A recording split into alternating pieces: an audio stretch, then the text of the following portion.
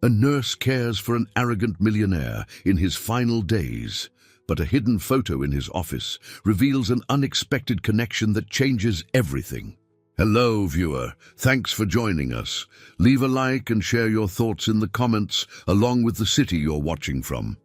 Now let's continue with the story. The air was crisp as Sarah Anderson parked her modest sedan in the long driveway leading up to the Hartford mansion. It was a vast estate tucked into the wooded hills of Connecticut, its grandeur both imposing and melancholy. The house, with its intricate stonework and towering windows, seemed almost too grand to hold ordinary life within it. Sarah adjusted the strap of her worn leather bag, her heart thudding with a mix of anticipation and unease. She was here for a job, but something about the place already made her feel like she had stepped into a world she wasn't sure she belonged to.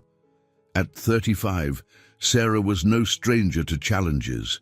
A dedicated nurse, she had spent her life caring for others, driven by a deep empathy that she herself didn't fully understand.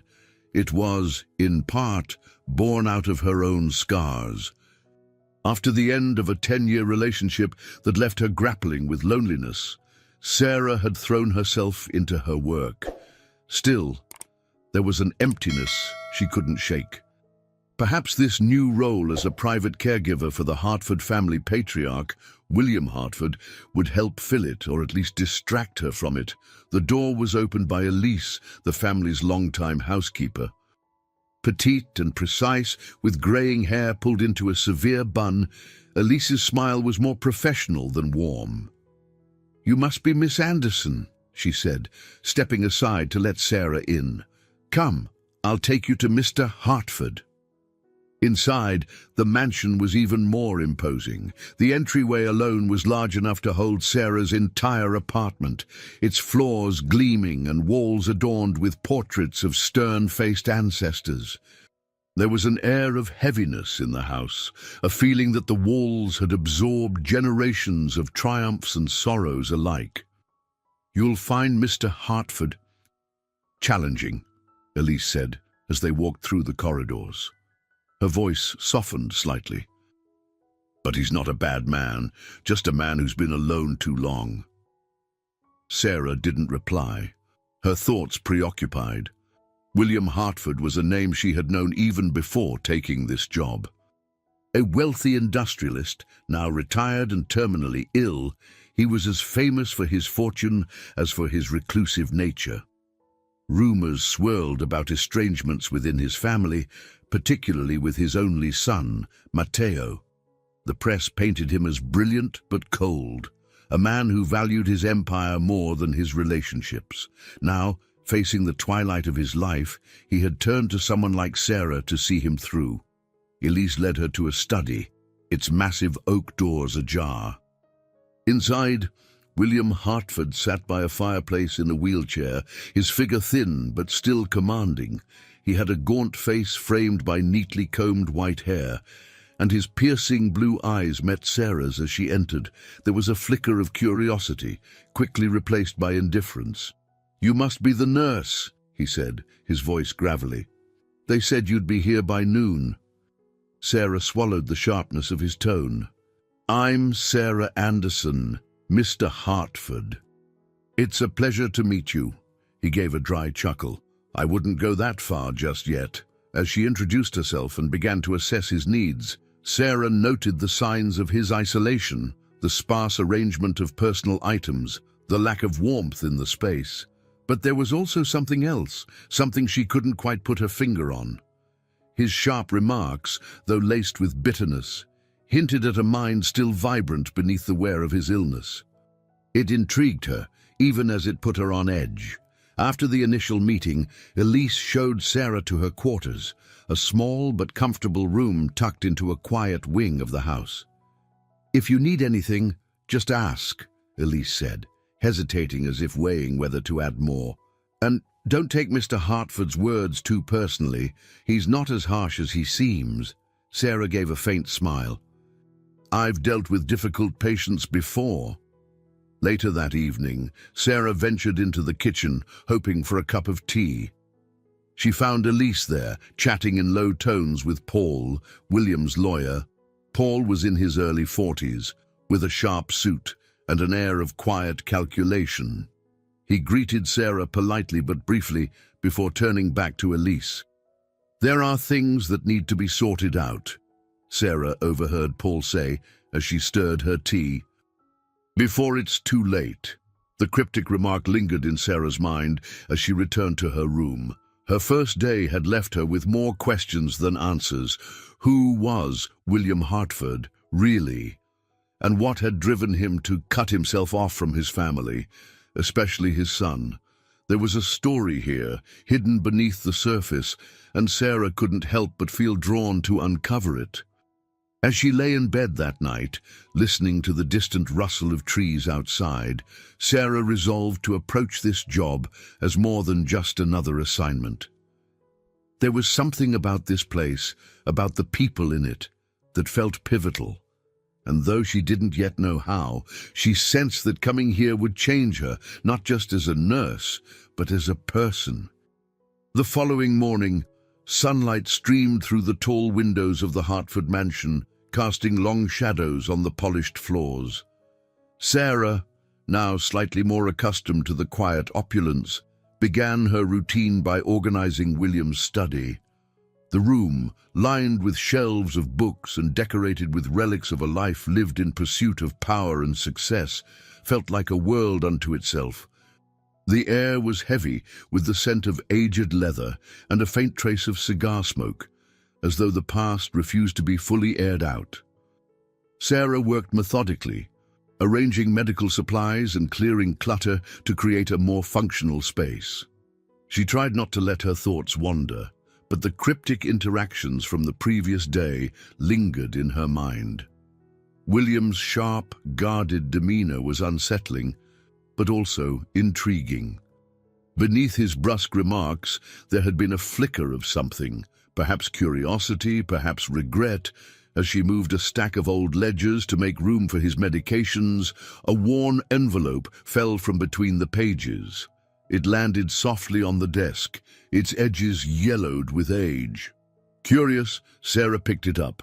Inside was a black and white photograph. The image showed a group of young graduates standing in front of a grand university building, their faces alight with the optimism of youth. At first glance, the picture seemed unremarkable until Sarah's eyes landed on a familiar face. Her breath caught. There, among the young men and women, was her grandmother, Ellen. Ellen Anderson had been a central figure in Sarah's life, a beacon of strength and kindness. A schoolteacher in a small town, she had lived modestly but profoundly, instilling in her granddaughter the values of empathy and resilience. To see her here in this unexpected context was both startling and moving. But Ellen wasn't the only one in the photograph. Standing beside her, slightly apart from the group, was a young man with striking features. Even through the faded clarity of the photograph, Sarah could tell it was William Hartford. His posture was reserved, his gaze distant, but there was a subtle intensity to his expression that mirrored the man she had met yesterday. How could they have known each other? The question tugged at Sarah, mingling with a flood of memories. She remembered afternoons spent listening to Ellen's stories, though none of them had mentioned a connection to someone as prominent as William. Ellen had always spoken of her students, her faith in their potential, and her belief that education could transform lives. Could William Hartford have been one of those students? Her mind swirled with questions, but she tucked the photograph back into the envelope. Whatever the connection, it wasn't her place to speculate, not yet. She returned to her task, but the discovery weighed on her thoughts. Later that day, Sarah brought William his medication. He was seated by the window, looking out at the sprawling gardens with an expression that was hard to read. She hesitated for a moment, then decided to test the waters. "You have quite the collection of books in your study," she said casually as she handed him a glass of water. "It must hold a lot of memories." William glanced at her, his piercing blue eyes narrowing slightly. Memories, perhaps. Or just clutter. There was a long pause before he added, almost as an afterthought, "Some things are best left undisturbed." The remark sent a chill through Sarah. Did he know she had found the photograph? His tone was vague, yet it carried a weight that made her uneasy. That evening, Sarah found herself in the kitchen again, sipping tea while Elise bustled about preparing the evening meal. The housekeeper seemed more relaxed here, her movements fluid and assured. Sarah decided to venture a question. "Elise," she began, "did Mr. Hartford ever talk about his younger years, about people who might have been important to him?" Elise paused, her hands stilling over the cutting board. She glanced at Sarah, her expression cautious. "Why do you ask?" "I found an old photograph while tidying up," Sarah admitted, choosing her words carefully. "It looked like it was from a graduation. My grandmother was in it, alongside Mr. Hartford." Elise's eyes widened briefly before she masked her surprise. "Your grandmother?" "Ellen Anderson," Sarah said softly. "She was a teacher." For a moment, it seemed as though Elise might say something, but she simply nodded. "I've worked here a long time," she said finally, "but Mr. Hartford doesn't speak much about his past. It's complicated." The housekeeper's reluctance to elaborate only deepened Sarah's curiosity. "Was he always this distant?" Elise sighed, a hint of sadness creeping into her voice. "There's more to Mr. Hartford than what you see now, but time and choices have a way of shaping people, for better or worse." Sarah didn't press further, sensing that Elise had already said more than she intended. Still, the photograph and its implications stayed with her as she returned to her room that night. Her grandmother had always believed in the potential for change, in the power of connection. Had she seen something in William Hartford all those years ago? And if so, had it made any difference? As she lay in bed, staring at the ceiling, Sarah realized that this job might not be as straightforward as she had thought. There was a history here, threads of the past intertwining with the present, and she was now part of it. Whatever secrets William Hartford was guarding, Sarah was determined to uncover the truth, not out of mere curiosity, but because she felt, deep down, that her grandmother would have wanted her to. For the first time in years, Sarah felt the faint stirrings of purpose. It wasn't just about caring for William, it was about understanding the man he had been, the man he was now, and perhaps the man he still had the potential to become. The next morning, Sarah entered William's study, greeted by the faint crackle of a fire in the hearth. William was seated in his wheelchair near the window, his gaze fixed on the frost-kissed gardens outside. His aloof demeanor filled the room like a silent barrier. Sarah carried a tray with his morning medication and a glass of water, her steps careful as she approached. "Good morning, Mr. Hartford," she said with gentle cheer, setting the tray on a side table. He barely turned his head, his voice curt. "Is it?" Sarah paused, her composure steady despite the sharpness in his tone. "It can be, if we let it." William huffed, his eyes narrowing. "Spare me the platitudes, nurse. I've lived too long to be swayed by optimism." Sarah met his gaze without flinching. "It's Sarah," she said calmly, "and I'm not here to sway you, just to help you." For a moment, his expression flickered, surprise, perhaps, or curiosity, but it was quickly replaced by a stony silence. Sarah busied herself arranging his medication, refusing to let his resistance rattle her. She had encountered difficult patients before, but something about William felt different. His hostility wasn't born of anger alone. It carried the weight of disappointment and unspoken regret. As the day unfolded, Sarah faced a series of small challenges. William dismissed her attempts to engage him in conversation, brushing off her questions with sarcasm or outright indifference. When she suggested a short session of physical therapy to help with his circulation, he flatly refused. "I've no intention of prolonging this," he snapped. "Spare yourself the effort." Sarah's patience was tested, but she remained resolute. "It's not about prolonging anything," she countered. "It's about making the time you have left more comfortable." William didn't respond, his lips pressing into a thin line. Sarah took his silence as a small victory and left him to his thoughts. Later, in the quiet of the kitchen, Sarah found Elise peeling potatoes for dinner. The housekeeper looked up as Sarah entered, her expression softening. "You've had your first taste of Mr. Hartford's temper, I see," Elise said with a wry smile. Sarah chuckled lightly, pouring herself a cup of tea. "He's certainly a challenge." Elise nodded, her hands deft as she worked. "He wasn't always this way, you know. When I first came to work here, he was distant but kind. Time and illness have changed him, and the estrangement from his son." She trailed off, shaking her head. "Matteo," Sarah said softly, testing the name. Elise's hands paused for a fraction of a second before continuing. "Yes, they haven't spoken in years. It's not my place to say why, but it weighs on Mr. Hartford more than he'd admit." The mention of Matteo stirred something in Sarah, a faint thread she couldn't yet grasp. She stored the information away, knowing it might prove important later. The next few days followed a similar pattern. William resisted Sarah's every effort to engage him, his words sharp and his demeanor colder than the January air outside. Yet, Sarah noticed small cracks in his armor.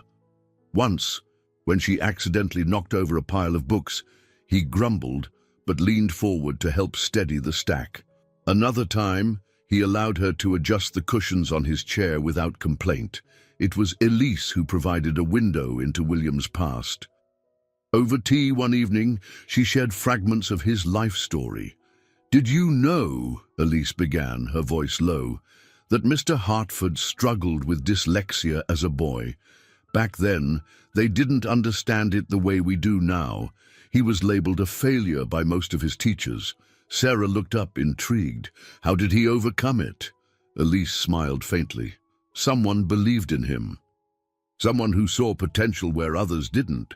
She hesitated before adding, "He doesn't talk about it, but I've always suspected it's one of the reasons he became so successful, to prove them all wrong."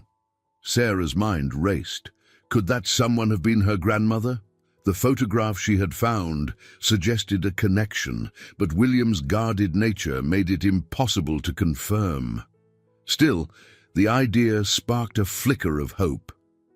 If Ellen had played a role in shaping the man William had become, perhaps Sarah could use that legacy to reach him.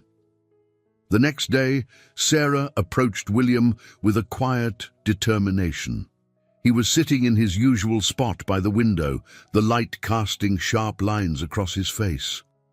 "I understand you had to fight to get where you are," she said, her tone measured, "that it wasn't easy." William turned to her, his expression wary. "What do you know about it?" "Not much," Sarah admitted, "but I do know that no one achieves anything alone.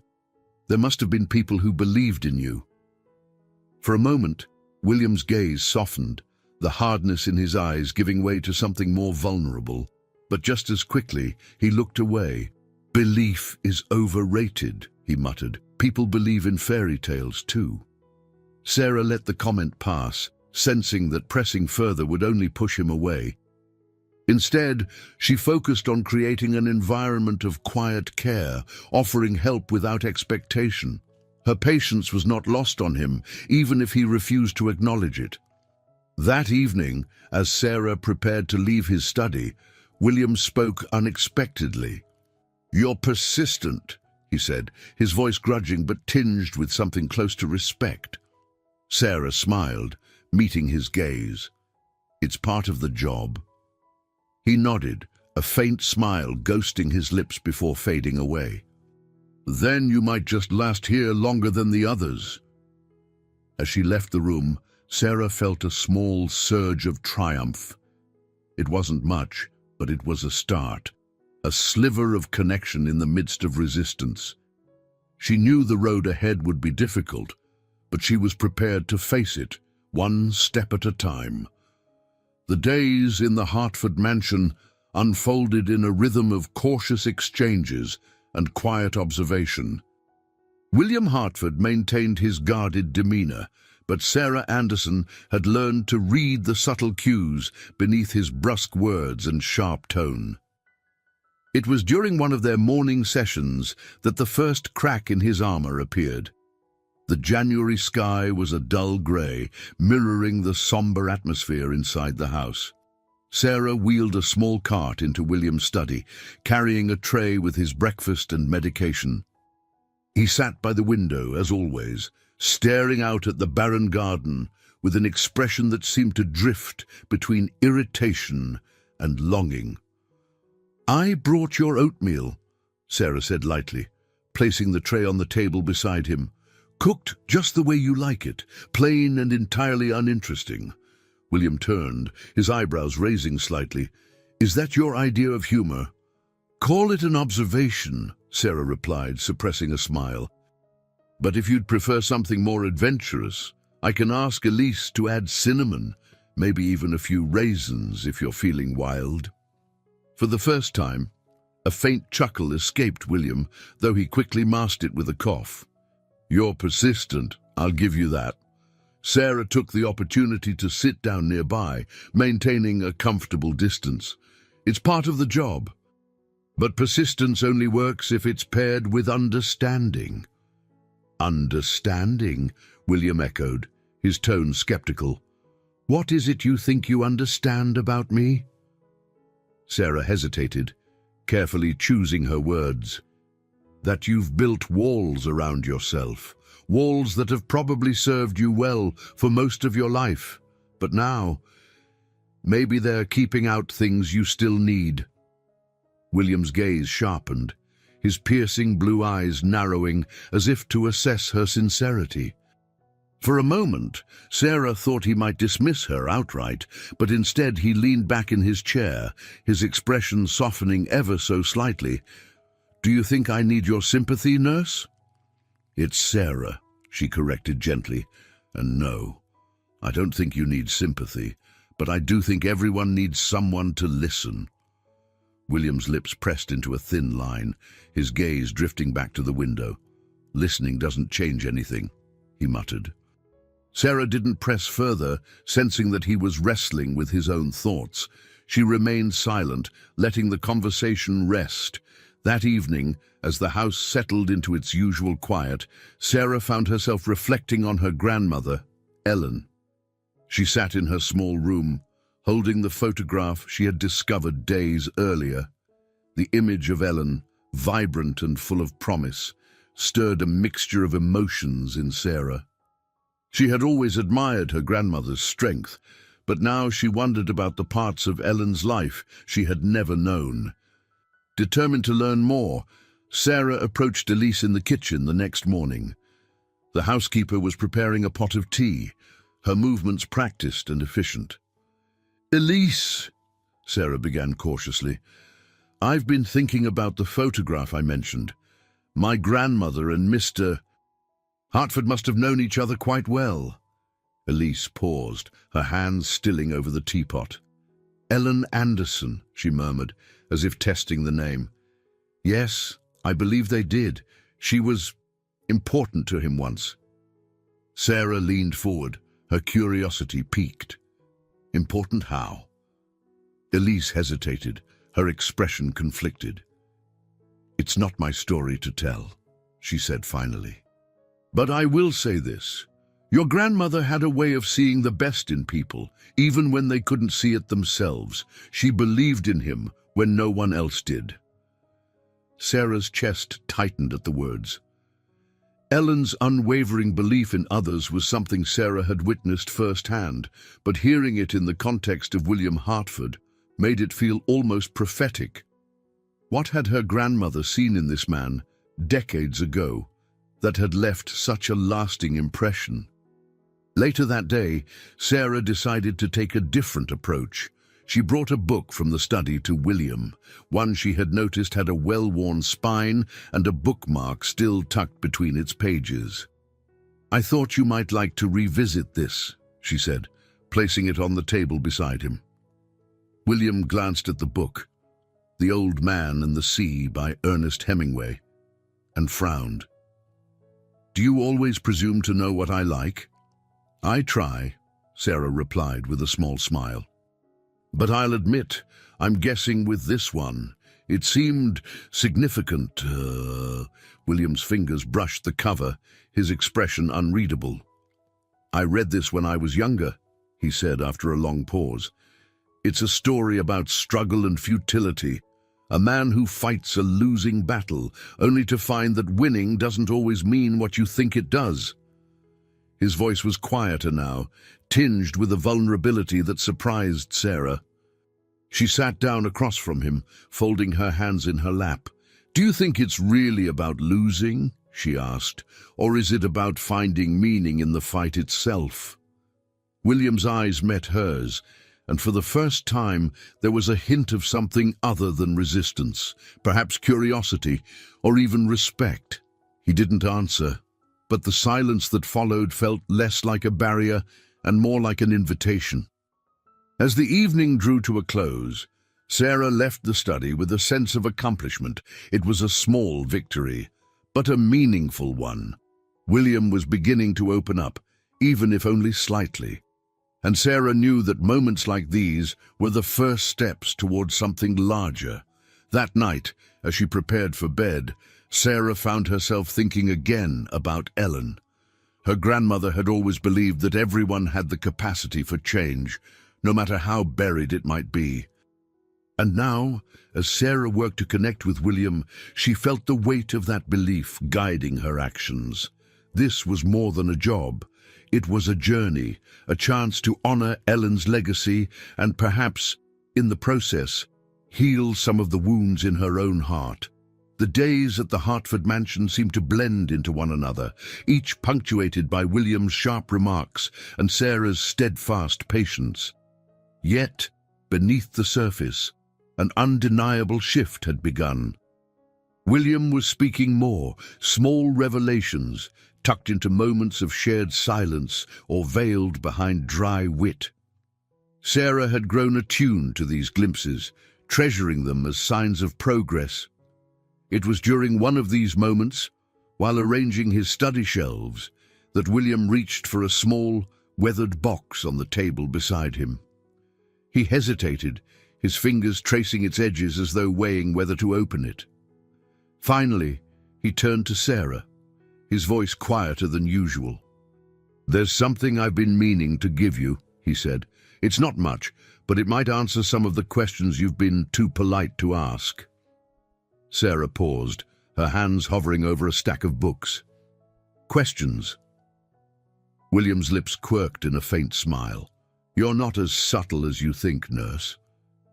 "It's Sarah," she corrected gently, moving closer as he handed her the box. Inside, she found an old journal, its leather cover cracked with age. The initials W. H were embossed in faded gold on the front.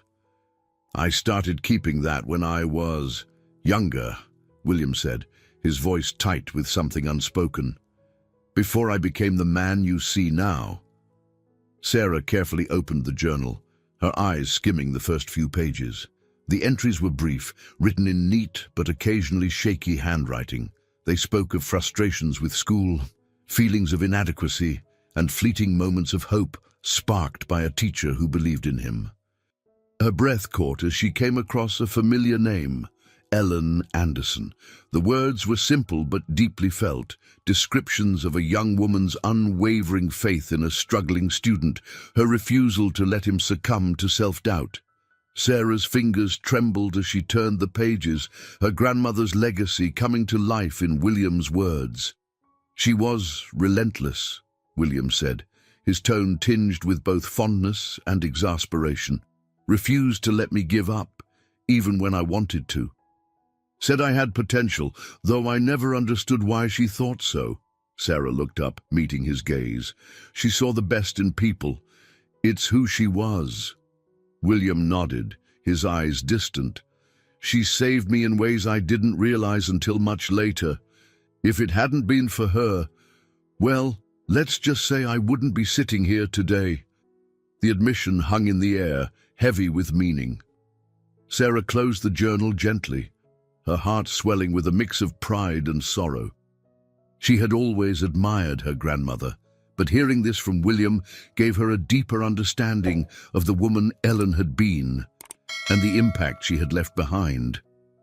That evening, Sarah sat by the fireplace in the small sitting room adjacent to her quarters, the journal resting in her lap.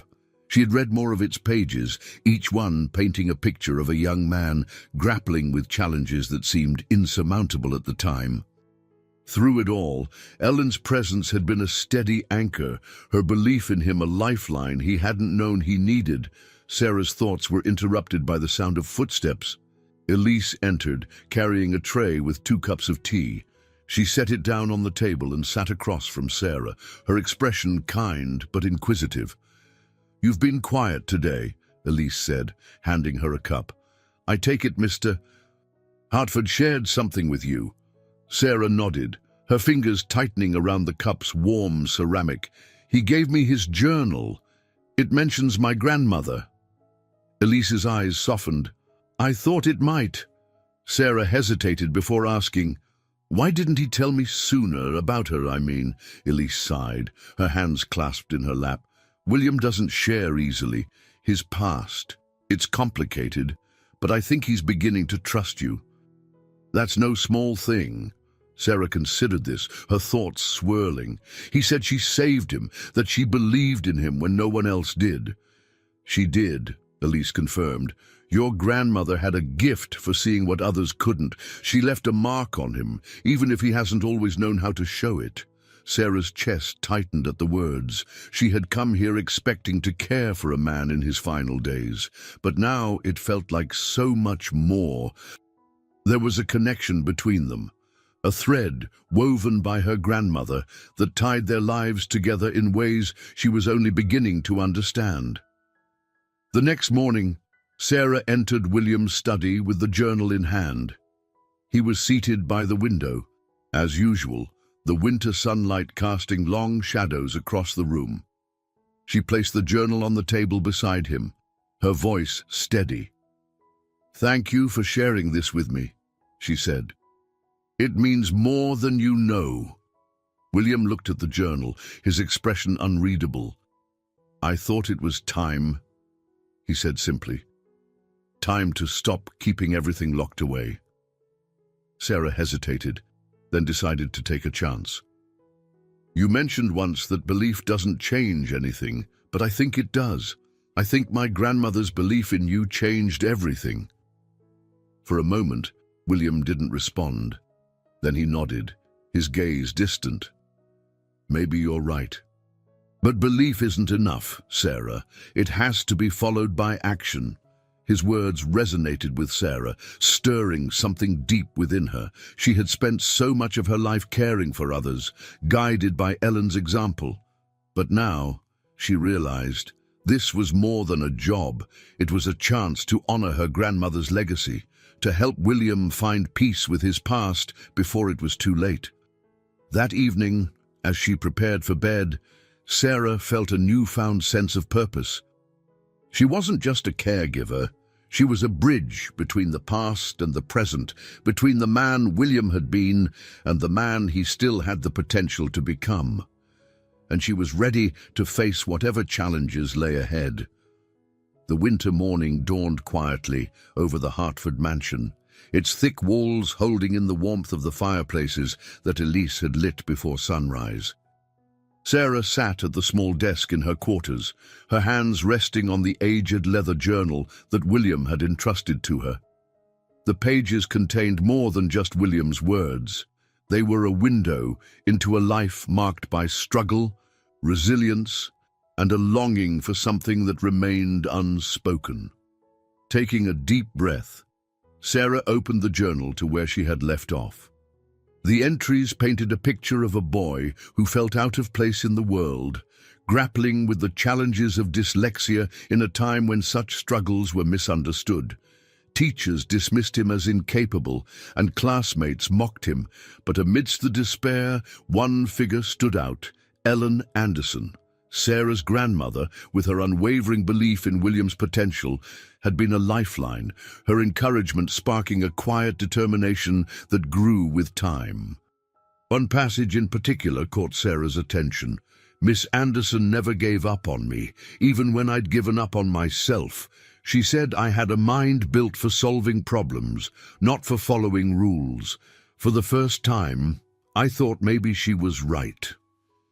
Sarah's eyes filled with tears as she traced the words with her fingertips. The echoes of her grandmother's kindness resonated deeply, reinforcing the sense of purpose she felt in being here. Her thoughts were interrupted by a knock at the door.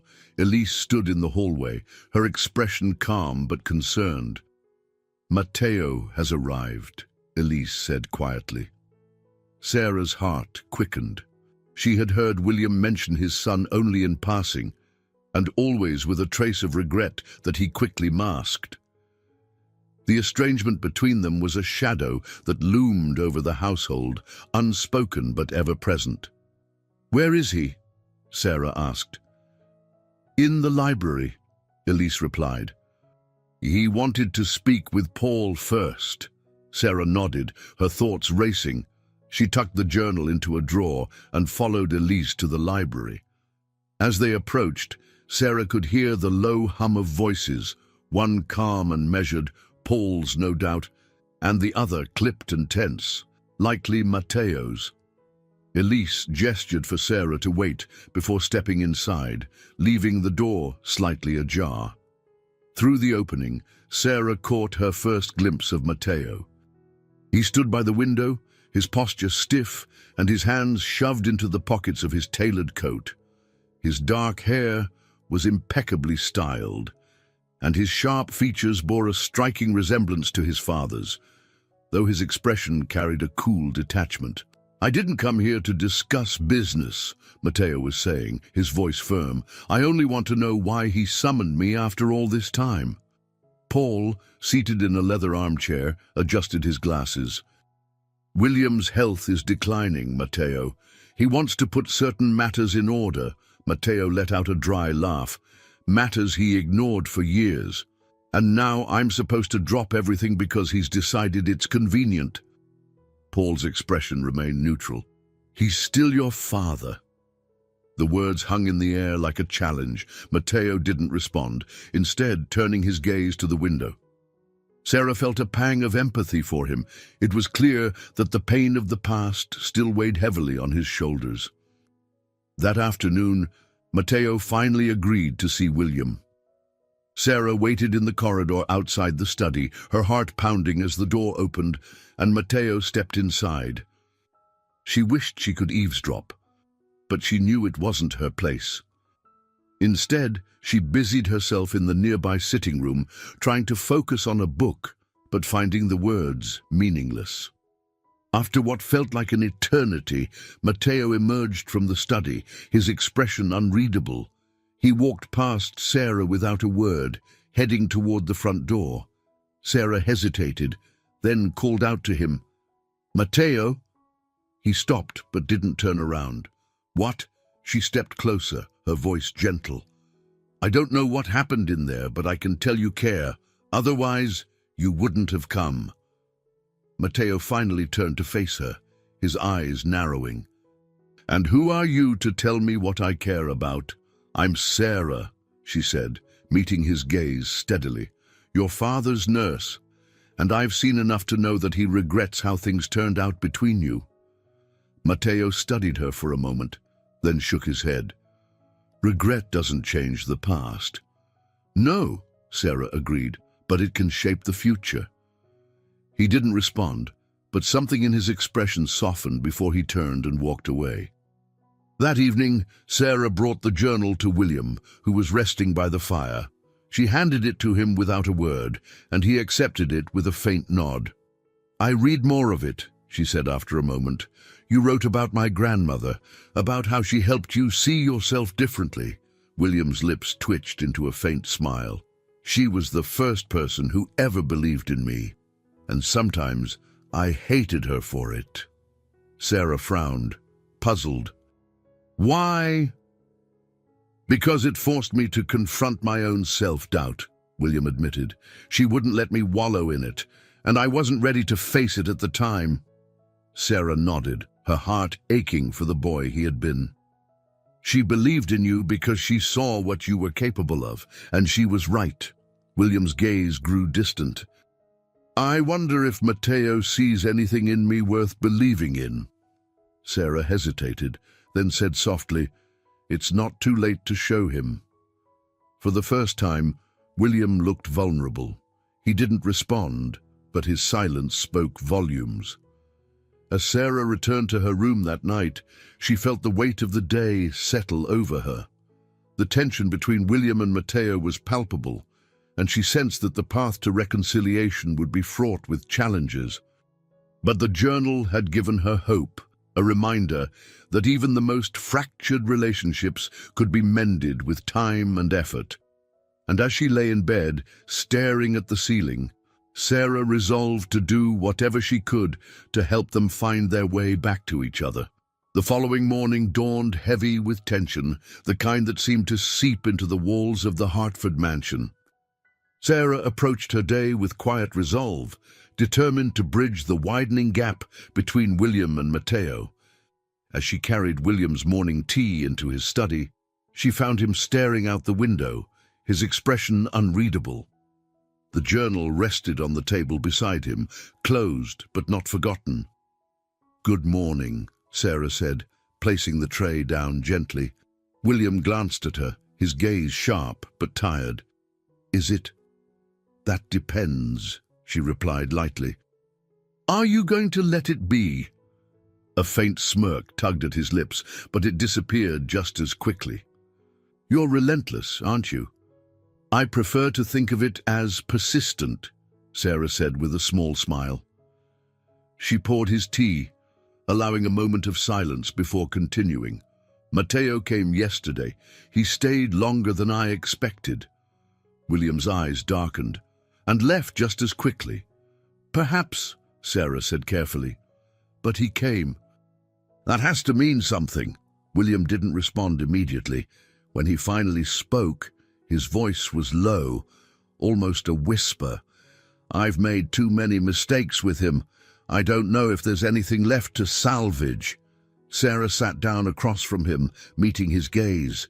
"You can't change the past, William, but you can decide what you do with the time you have now." Her words seemed to land heavily. William leaned back in his chair, his expression a mixture of frustration and regret. "And what would you have me do, Nurse Anderson? Beg for his forgiveness?" "Not beg," Sarah said firmly. "But maybe it's time to show him the part of yourself you've kept hidden, the part my grandmother saw all those years ago." William let out a dry laugh.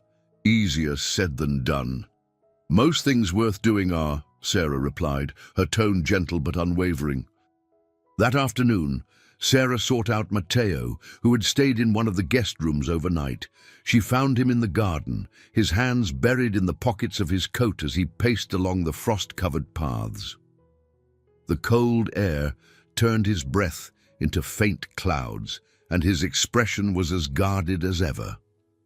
"Matteo," Sarah called softly, approaching him. He turned, his eyes narrowing slightly as he saw her. "Shouldn't you be inside, tending to my father?" he said, his tone clipped. "I'm here for both of you," Sarah replied calmly, "if you'll let me be." Matteo sighed, his shoulders slumping slightly. "Why do you care? You're just doing your job." "Maybe at first," Sarah admitted, "but it's more than that now. I see the pain you're both carrying, and I think it's worth trying to heal." Matteo shook his head, his expression skeptical. "You don't understand." He's always been this way, distant, consumed by his work. He only sees people when they're useful to him. Maybe that's how it's felt, Sarah said gently. But people can change. Matteo, I've seen it. Matteo's jaw tightened. And what if it's too late? It's not, Sarah said firmly. Not if you're both willing to try.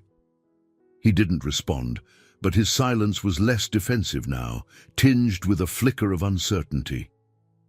That evening, Sarah returned to William's study. Elise had told her that William hadn't eaten much during dinner, and she suspected his mood had soured further. She found him sitting by the fire, his hands clasped tightly as he stared into the flames. "You're avoiding him," Sarah said without preamble. William looked up sharply. "And what would you have me do, Sarah? Pretend everything is fine?" "No," Sarah said, her voice steady, "but you can be honest with him. Tell him what you just told me, that you regret the mistakes you've made." William's expression hardened, but she pressed on. "Matteo wants to believe there's something worth saving here. He may not say it, but he wouldn't have come if he didn't." For a long moment, William didn't speak. Then, with a heavy sigh, he leaned back in his chair. "I don't know how to fix this." "You start by trying," Sarah said simply. William looked at her, his expression a mixture of doubt and hope. "And what makes you think he'll listen?" "Because he's your son," Sarah said. "And deep down, I think he still cares." The next morning, William surprised everyone by asking Elise to arrange breakfast in the dining room, a rare occurrence that hadn't happened in years. When Matteo entered, his surprise was evident, though he quickly masked it with his usual guarded demeanor. As they sat down, the silence was heavy, broken only by the clinking of silverware. It was William who finally spoke. "Matteo," he began, his voice gruff, "I know I haven't earned the right to ask this, but I'd like to talk." Matteo's fork paused midair. He looked at his father, his expression unreadable. "Talk about what?" "About us," William said simply. "About the things I've done wrong." The words hung in the air, heavy with unspoken emotion. Sarah watched from the doorway, her heart pounding. This was the beginning of something fragile, but it was a beginning nonetheless. As father and son began to speak, the distance between them seemed to shrink, if only slightly. It was a tentative step, but it carried the weight of possibility, a chance for redemption, however uncertain. And for Sarah, it was enough to hold on to hope. The dining room of the Hartford mansion, with its heavy oak table and intricate chandeliers, felt more intimate than usual as father and son sat across from each other. The air was charged with a tentative energy, as though the walls themselves were holding their breath. Sarah lingered just beyond the doorway, observing with quiet hope. William began hesitantly, his fingers tapping the edge of his coffee cup. "I know I haven't given you many reasons to be here, Matteo. And for that, I'm sorry." Matteo's expression was guarded, his shoulders stiff as he leaned back in his chair. "It's a little late for apologies, don't you think?" "Perhaps," William admitted, his tone surprisingly even. "But late is better than never. I don't expect forgiveness. I'm not sure I deserve it, but I do want to try." Matteo's eyes flickered with something unreadable. "Why now?" "Because you're dying." William flinched, the bluntness of the words striking him visibly, but he nodded. "Yes. And because I don't want to leave this world with the weight of everything unsaid." Matteo's lips pressed into a thin line, but he didn't respond. The silence stretched, and Sarah worried the moment might collapse under its own fragility. Before William could say more, Matteo spoke, his voice quieter. "I spent years trying to get your attention, and when I finally stopped trying, you didn't even notice." "I did notice," William said softly, "but by then I didn't know how to fix it. I told myself it was easier to focus on work, to build something tangible, But I see now that it came at a cost, one I'm still paying. Matteo's gaze dropped to the table, his jaw tightening. You always put the company first. William exhaled heavily. I did. And I was wrong. The honesty in his words hung in the air, and for the first time, Matteo's rigid posture softened. It wasn't forgiveness, not yet, but it was a step. Later that day, Sarah found Matteo in the library, pacing between the shelves with a restless energy. He stopped when he saw her, his expression wary but less closed off than before. Do you always hover? He asked, a trace of humor in his voice.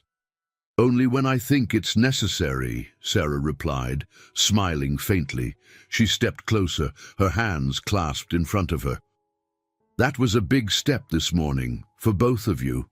Matteo shrugged, his gaze shifting to the rows of books. It doesn't erase everything. No, but it's a start, Sarah said gently, and sometimes that's enough. He studied her for a moment, as though trying to gauge her sincerity. You seem awfully invested in this. Sarah hesitated, then spoke honestly. Because I know what it's like to lose someone and wish you'd had more time to make things right. Matteo's expression softened, a flicker of understanding passing between them. Did you? My grandmother, Sarah said. She was the most important person in my life. And there are things I wish I could tell her, things I wish I'd asked. But now I can only carry her memory. Matteo nodded, his gaze thoughtful. It's strange. I spent so much time resenting my father that I never stopped to think about what he might be carrying. Sarah placed a hand on his arm, her voice steady. It's not too late to find out. That evening, Sarah returned to William's study to check on him. He was seated by the fire, the journal resting on his lap. The flickering flames cast shadows across his face, making him look older, wearier. He stayed longer than I expected, William said without looking up. Because he wants to, Sarah replied, pulling up a chair. He may not say it, but he's here for a reason. William sighed, his fingers tracing the edges of the journal. I've spent so many years building walls. Now I'm not sure how to tear them down. You don't have to do it all at once, Sarah said gently. Just one brick at a time. William's lips quirked into a faint smile. You make it sound simple. It's not, Sarah admitted, but it's worth it. For a moment, they sat in companionable silence, the fire crackling softly in the background.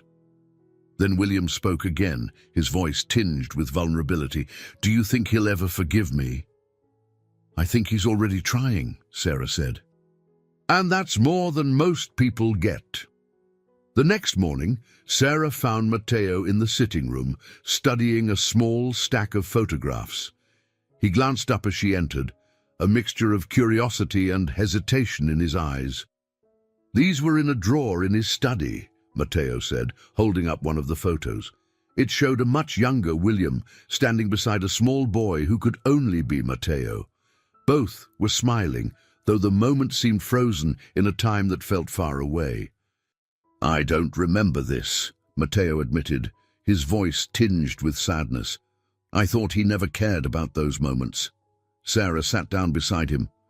Sometimes people hold on to things they don't know how to express. Maybe this was his way of keeping those memories close. Matteo nodded slowly, his fingers brushing the edges of the photo. I don't know if I can ever forget what he put me through. But I don't want to carry this anger forever. You don't have to decide everything right now, Sarah said. Just take it one day at a time.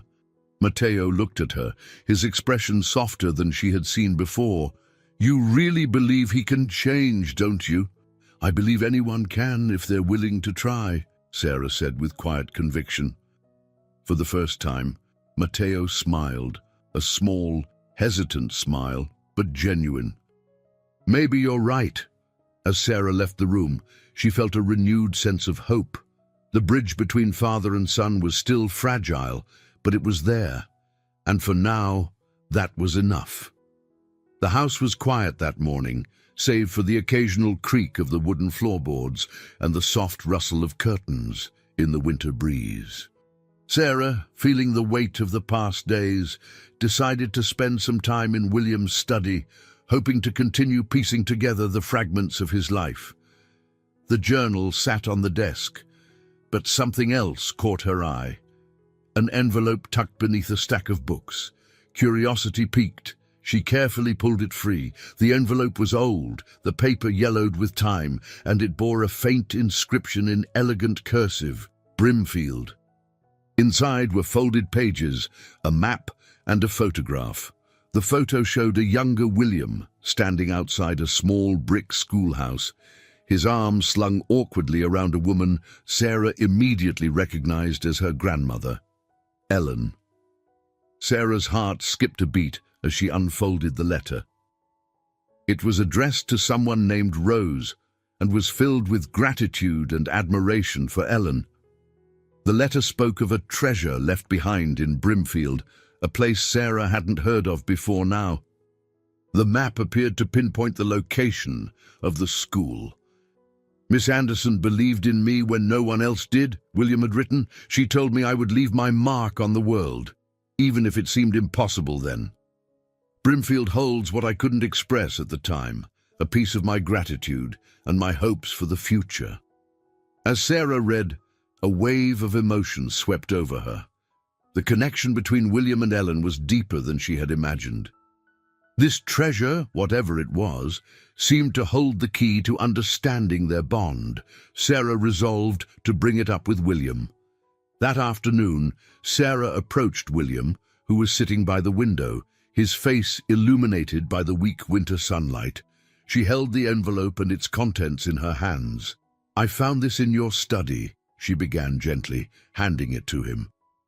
William's expression shifted as he opened the envelope, his brows furrowing as he examined its contents.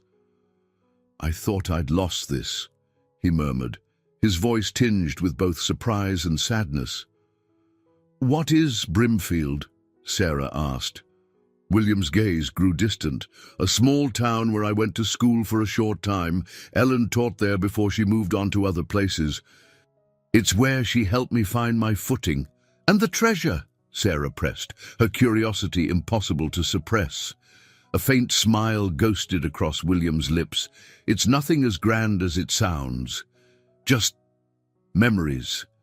Things I couldn't say at the time, captured in a way I hoped might endure." Sarah hesitated before suggesting, "Maybe it's time to revisit those memories. To see what you left behind." William's eyes met hers, the intensity of his gaze both challenging and vulnerable. "What's the point, Sarah? The past can't be undone." "No," Sarah agreed, "but it can be understood. And maybe, just maybe, it can help you and Matteo find some common ground." William didn't respond immediately. He looked down at the map, his fingers tracing the lines. Finally, he nodded. "All right, let's go to Brimfield." The trip to Brimfield was made on a cold but clear day. Matteo, surprisingly, agreed to accompany them. Sarah sensed his reluctance, but there was also a quiet determination in his demeanor. The drive was mostly silent, punctuated only by the hum of the car engine and the occasional question from Sarah about directions. When they arrived, the town of Brimfield greeted them with a sense of timelessness. The old schoolhouse still stood, its red bricks weathered but sturdy. The sight of it seemed to draw a mix of emotions from William, who sat quietly in the car for a moment before finally stepping out. Inside, the school was empty, its wooden floors creaking under their footsteps. Sarah noticed a small locked box on a shelf in one corner. William moved toward it slowly, his movements deliberate as he reached for a key in his coat pocket. "This," he said, his voice thick with emotion, "is what I left behind." He opened the box to reveal a collection of letters and sketches, each one carefully preserved. The sketches depicted moments of his life as a young boy, his struggles, his triumphs, and most poignantly, a portrait of Ellen smiling warmly, her eyes full of encouragement. Sarah's breath caught as she saw the depth of feeling in the drawings. William's words to Ellen in the letters were raw and heartfelt, expressing gratitude he had never been able to voice in person. Matteo, who had been standing silently by the door, stepped closer. He picked up one of the letters, his brow furrowing as he read. "You never told me about this," he said quietly. William sighed, his shoulders slumping. "I didn't know how. And by the time I thought I might, too much had passed between us." The vulnerability in William's voice seemed to strike a chord in Matteo. He placed the letter back in the box and turned to his father. "You should have. But maybe it's not too late." The words hung in the air, heavy with unspoken meaning. William looked at his son, a flicker of hope in his eyes. "No," he said softly. "It's not."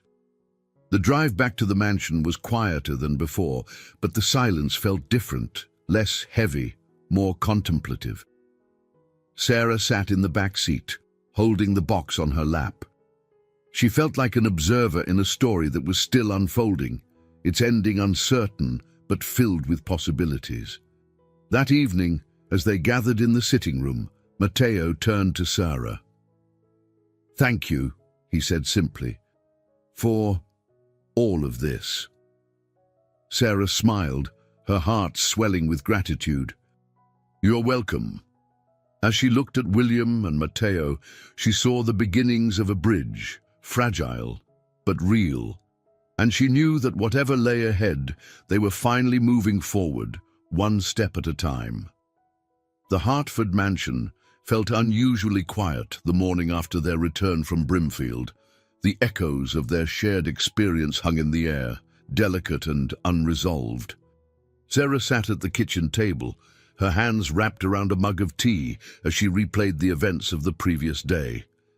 The box of William's letters and sketches now rested on his desk, a tangible reminder of a past that was slowly being unearthed. Elise entered the kitchen, her sharp eyes softening when she saw Sarah's pensive expression. "I thought I might find you here," Elise said, setting a plate of toast down in front of her. "You look like someone with a lot on her mind." Sarah smiled faintly. "I suppose I am. Yesterday was significant." Elise nodded knowingly. Brimfield was a place of beginnings for Mr. Hartford. Perhaps it's fitting that it might also be a place of reconciliation. Sarah's thoughts turned to William and Matteo. While the trip had opened the door to understanding, the wounds between them were far from healed. There was still so much left unsaid, and Sarah couldn't help but wonder if they would find the courage to confront the deeper truths that lay between them. Later that morning, Sarah found William in his study, gazing at the box from Brimfield. The fire crackled softly in the hearth, casting warm light across his lined face. He looked up as she entered, his expression unreadable. "Come to check on the old man again?" he asked, a hint of humor in his tone. "I came to see how you're feeling," Sarah replied, pulling up a chair across from him. "Yesterday was a big step." William nodded slowly. "It was, but it feels like just a start. Matteo and I have a long way to go." "That's true," Sarah agreed, "but at least you're moving in the right direction." He sighed, his gaze drifting to the sketches. "I never thought I'd see those again. They remind me of who I used to be.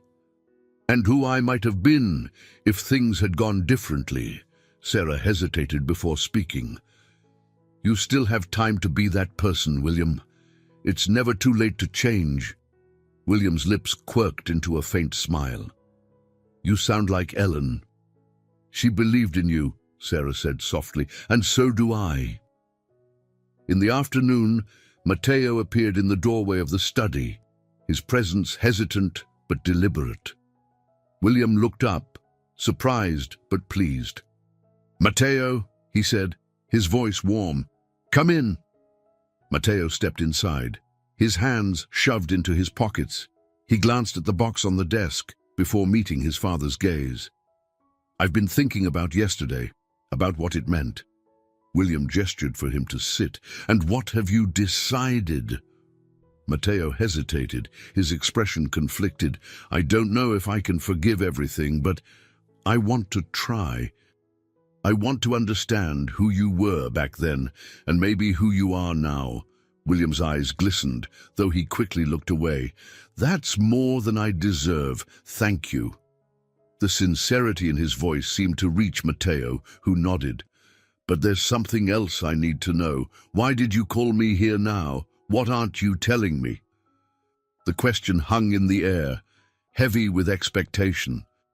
Sarah, standing quietly in the corner, felt her chest tighten as William leaned back in his chair, his face shadowed with uncertainty.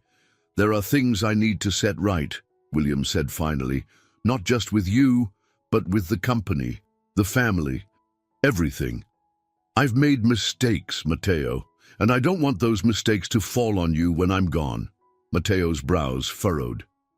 "Oh, what kind of mistakes?" William glanced at Sarah before speaking, as if seeking her reassurance. "The company is in trouble. Paul's been handling the legal side, but there are issues.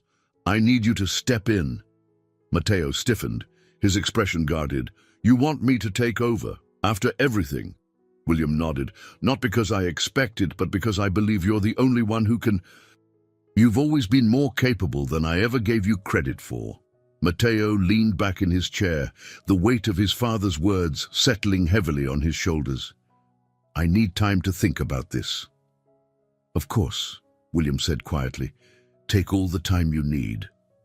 That evening, Sarah found Matteo in the library, his shoulders slumped as he stared at a framed photograph on the mantel. It was a picture of him as a boy, sitting on his father's lap, both of them smiling. The image was a stark contrast to the tension that had defined their relationship for so many years. "I didn't know you kept this," Matteo said as Sarah approached. "I found it in a drawer," she admitted. "It seems your father held on to more than you realized." Matteo exhaled deeply. "He wants me to take over the company, but I'm not sure I want that responsibility. It feels like stepping into his shadow." "You don't have to become him," Sarah said gently. "You can lead in your own way." Matteo looked at her, his eyes filled with uncertainty. "What if I fail? What if I'm just repeating his mistakes?" "You won't," Sarah said firmly, "because you're already asking the right questions, and because you care." Matteo studied her for a moment before nodding. "Maybe you're right." As Sarah left the library, she felt a flicker of hope. The choices ahead for William and Matteo were daunting, but they were no longer facing them alone. And for the first time, it felt like the bridges they were building might just hold. The next morning, the Hartford mansion was filled with an unusual tension. Elise moved quietly through the halls, her expression more somber than usual. Sarah, sensing the weight of the previous day's revelations, sought solace in preparing William's medication and breakfast. As she carried the tray to his study, her mind churned with thoughts of the growing stakes for the family. William sat by the window, staring out at the grey skies that seemed to mirror his mood. His hand rested on the box from Brimfield, the contents still unpacked from the day before. When Sarah entered, he glanced at her, offering a faint nod of acknowledgement. "You seem distracted," she observed, setting the tray down on the table beside him. "Distracted doesn't quite capture it," he replied, his voice heavy. "Matteo is considering taking on the company. But it's not just the business. It's everything tied to it. Years of mistakes, of choices I thought were right at the time." Sarah sat across from him, her expression gentle but firm. "You're giving him a chance to choose his own path. That's more than you had." William considered this, his lips pressing into a thin line. "I just hope he can find a way to make it his own, not an extension of my failures." Before Sarah could respond, a knock at the door interrupted them. Elise entered, her usual composure slightly shaken. "Paul is here," she announced. William sighed, his shoulders slumping. "Send him in." Paul entered the study moments later, his polished demeanor as impeccable as ever. His sharp suit and calm expression belied the tension in his eyes. "William," Paul began, his tone neutral, "I've reviewed the documents you requested. There are complications." William gestured for him to continue. "Let's have it." Paul hesitated, his gaze shifting briefly to Sarah before returning to William. "Some of the company's holdings are being contested by an outside party. It's a legal matter, but it has the potential to escalate.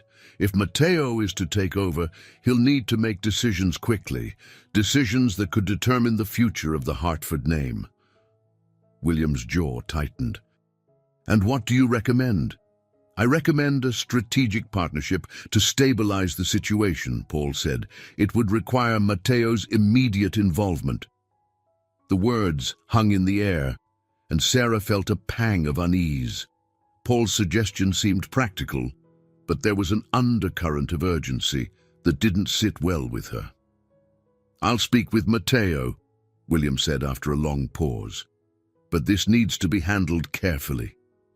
Paul inclined his head. "Of course.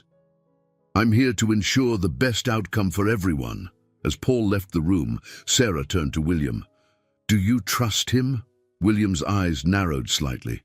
"Paul has been with me for years. He knows the business inside and out." "That's not what I asked," Sarah said quietly. William didn't respond immediately, his gaze drifting back to the window. "Trust is a luxury I've learned to live without, Sarah." Later that afternoon, Sarah found Matteo in the library, pacing between the shelves. He looked up as she entered, his expression clouded. "Paul spoke to me," he said without preamble. "He mentioned the contested holdings.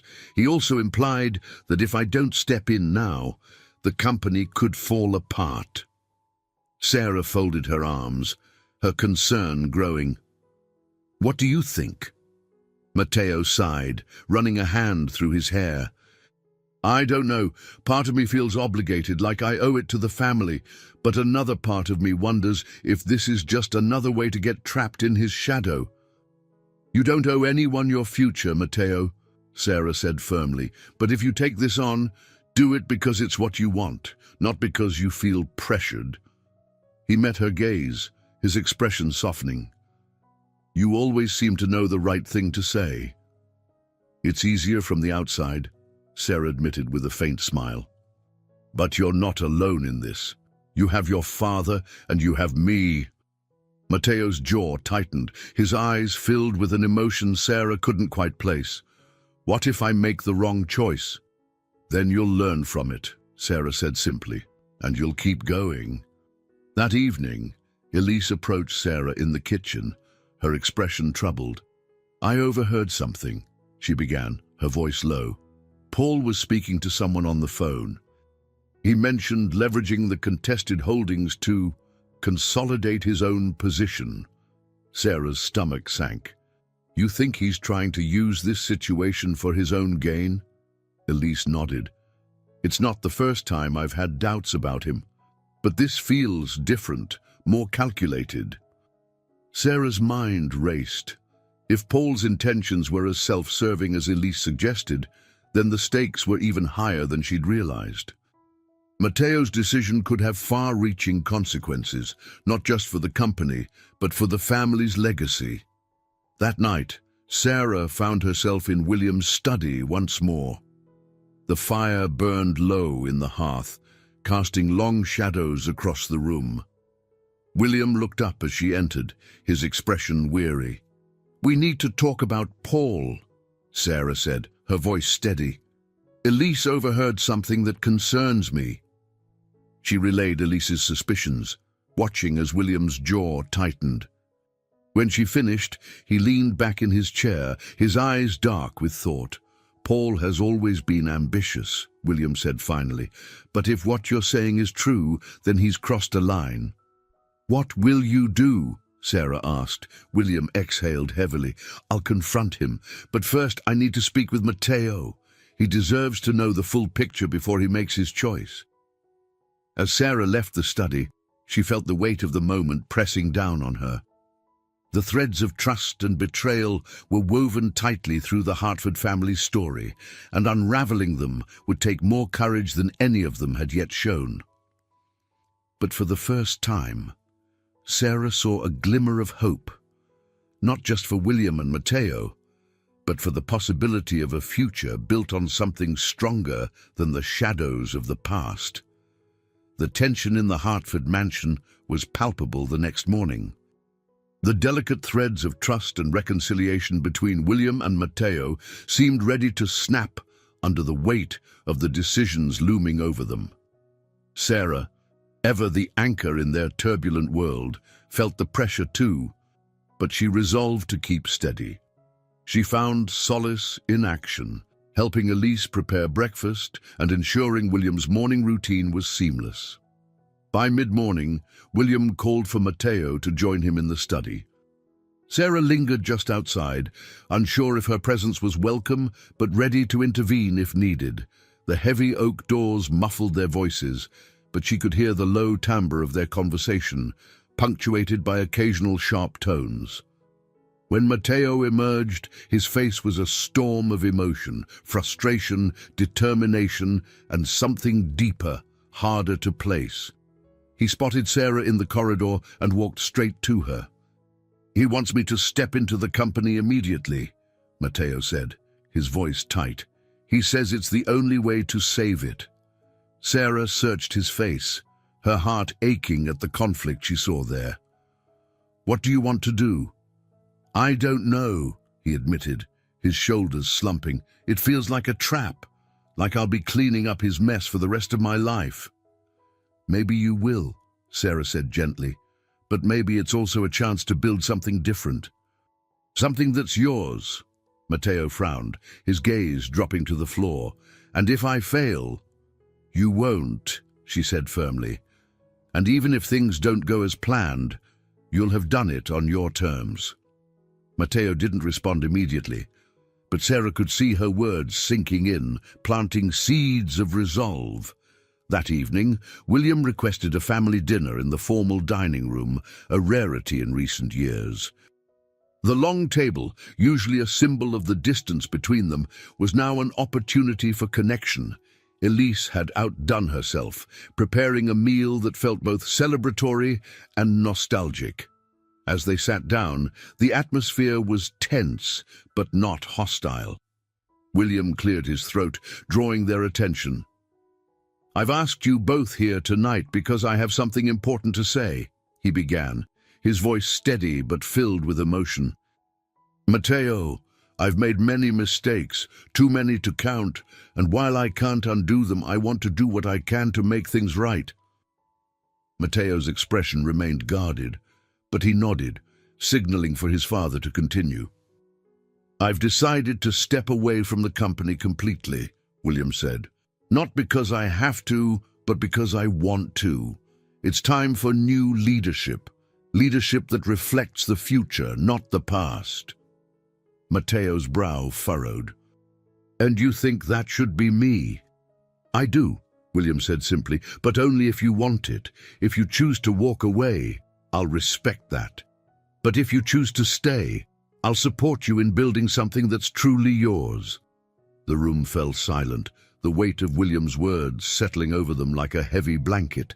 Sarah watched as Mateo wrestled with the decision, his internal battle playing out in the flicker of emotions across his face.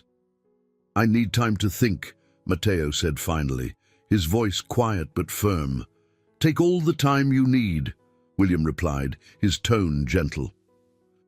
After dinner, Sarah found Mateo in the sitting room, staring into the fire. She sat down beside him, waiting for him to speak first. "It's not just the company," Mateo said after a long pause. "It's everything that comes with it, the legacy, the expectations. I don't know if I can carry all of that." "You don't have to carry it alone," Sarah said softly. "Your father believes in you, even if he hasn't always shown it, and so do I." Mateo turned to her, his eyes searching hers. "Why do you care so much?" Sarah hesitated, then spoke with quiet conviction. Because I've seen what happens when people let their past define them. And I believe you can do more than that. You can build something better. Matteo exhaled deeply, his tension easing slightly. You make it sound so simple. It's not, Sarah admitted, but it's worth it. The next morning, Matteo approached William in the study. Sarah lingered nearby, unable to resist eavesdropping. She heard the low rumble of Matteo's voice, firm but calm. "I'll do it," Matteo said. "But on my terms." William's response was too quiet for her to hear, but the relief in his tone was unmistakable. As Sarah walked away, she felt a surge of hope. The path ahead wouldn't be easy, but for the first time, it felt like they were all moving towards something brighter. The decision Matteo had made lingered in the air like a charged storm cloud. While it was a relief to William that his son had chosen to step into the company, the road ahead was fraught with complexities that neither of them fully understood yet. Sarah, observing the family dynamics unfold, felt both hope and trepidation. There was a sense that something significant was shifting, though its ultimate direction remained unclear. The morning began with an emergency meeting in the study. Paul arrived earlier than usual, his polished demeanor masking the urgency of the situation. Matteo joined his father at the long table, his presence commanding yet restrained. Sarah stayed nearby, ready to step in should William's health require attention, but also unable to quell her curiosity about the unfolding events. "There's a pressing issue with the contested holdings," Paul began, placing a stack of papers in front of Matteo. "The outside party has filed a formal legal challenge, claiming a breach in the original agreements. If this isn't addressed immediately, it could destabilize the entire foundation of Hartford Enterprises." Matteo scanned the documents, his brow furrowing. "And your recommendation?" Paul hesitated, his gaze shifting between William and Matteo. "To sell the contested assets. It would stabilize the company and remove the threat entirely." William's eyes narrowed. Those assets were integral to the company's growth. Selling them would be like cutting off a limb. Matteo glanced at his father. "Would it save the company?" Paul nodded. "Yes, but it would change the company's direction significantly. It's not an easy decision." William's expression hardened, his pride clearly at war with practicality. "It's a short-term solution to a long-term problem. And if we don't," Matteo pressed. "The company risks a hostile takeover," Paul said simply. The weight of the words sank in, leaving an uneasy silence. That afternoon, Sarah found Elise in the kitchen, her usually composed demeanor tinged with frustration. Elise was chopping vegetables with a little more force than necessary, her movements sharp and deliberate. "Elise," Sarah began carefully, "is something bothering you?" Elise paused, her hands stilling over the cutting board. She let out a sigh. "I've been observing Paul for years. He's always been ambitious, but now it feels like he's playing a game, one where the stakes are higher than he's letting on." Sarah frowned. "Do you think he's hiding something?" Elise nodded. "He's too eager to push the sale of those holdings. It doesn't sit right with me." Sarah's mind raced. If Elise's instincts were correct, Paul's motivations might not align with the family's best interests. She resolved to bring her concerns to Matteo, knowing that he would need every piece of information to make the right decision. That evening, Sarah found Matteo in the library, poring over the documents Paul had given him. He looked up as she entered, exhaustion etched into his features. "You look like you've been at this all day," Sarah said softly. "I have," Matteo admitted, "and I'm no closer to figuring out the right answer." Sarah sat down across from him. "Elise thinks Paul has his own agenda. She's noticed things, patterns in his behavior. It might be worth looking into." Matteo leaned back in his chair, rubbing his temples. Great. Another layer of complications. You're not in this alone, Sarah reminded him, and you don't have to make this decision tonight. Matteo met her gaze, his expression softening. It feels like I do. If I make the wrong call, it could ruin everything. Sarah reached out, placing a reassuring hand on his. You're trying, Matteo. That's what matters. And you'll make the right decision when the time comes. The next morning, Matteo confronted Paul in the study. Sarah stood just outside, listening as their voices rose and fell. Why are you pushing so hard for the sale? Matteo demanded, his tone sharp. Paul's response was measured but defensive. Because it's the only viable option. The company's survival depends on it. And what about your survival? Matteo countered. What's in it for you? Paul's silence spoke volumes, and Matteo's suspicion deepened. I'll make my own decision, Paul, and I suggest you start being more transparent if you want to remain involved. When Matteo emerged from the study, he looked shaken but resolute. Sarah approached him cautiously. What happened? She asked. I think Paul's been maneuvering for his own benefit, Matteo admitted, but I can't prove it yet. What will you do? Sarah pressed. I'll make the decision that's best for the company, Matteo said firmly, even if it means going against him. That evening, Matteo joined William for dinner, the atmosphere between them heavy but not hostile. As the meal progressed, Matteo finally broke the silence. I'm going to sell the holdings, he said quietly. It's not what I want, but it's what the company needs. William nodded slowly, his expression pained but understanding. It's a hard choice, but sometimes those are the ones that matter most. Sarah watched from the doorway, her heart aching for both of them. The sacrifices they were making weren't just about the company. They were about preserving something larger, something more intangible. As the evening wore on, Sarah found herself reflecting on the strength it took to make such decisions. Matteo and William were learning to navigate the complexities of their relationship and their legacy, and while the path ahead was uncertain, they were facing it together. For the first time, Sarah felt a glimmer of hope that they might just succeed. The mansion was cloaked in a subdued stillness the morning after Matteo's decision to sell the contested holdings. Sarah moved through the halls, carrying a tray of tea for William. As she approached his study, she noticed the door slightly ajar and paused, her ears catching the low timbre of a conversation. Inside, William sat with Elise, his expression grave as she spoke. Paul has been exploiting your trust for years, William. The signs were there, but I didn't want to believe it. Now, I'm certain he's manipulating this situation for his own gain. William leaned back in his chair, his face a mixture of anger and weariness. If what you're saying is true, then he's been using my company and my illness to position himself. Elise nodded. You need to confront him before Matteo finalizes the sale. If Paul's motives are self-serving, this could undermine everything you're trying to rebuild. Sarah stepped into the room, her presence unnoticed until William turned toward her. You heard? He asked. I did, she admitted, and Elise is right.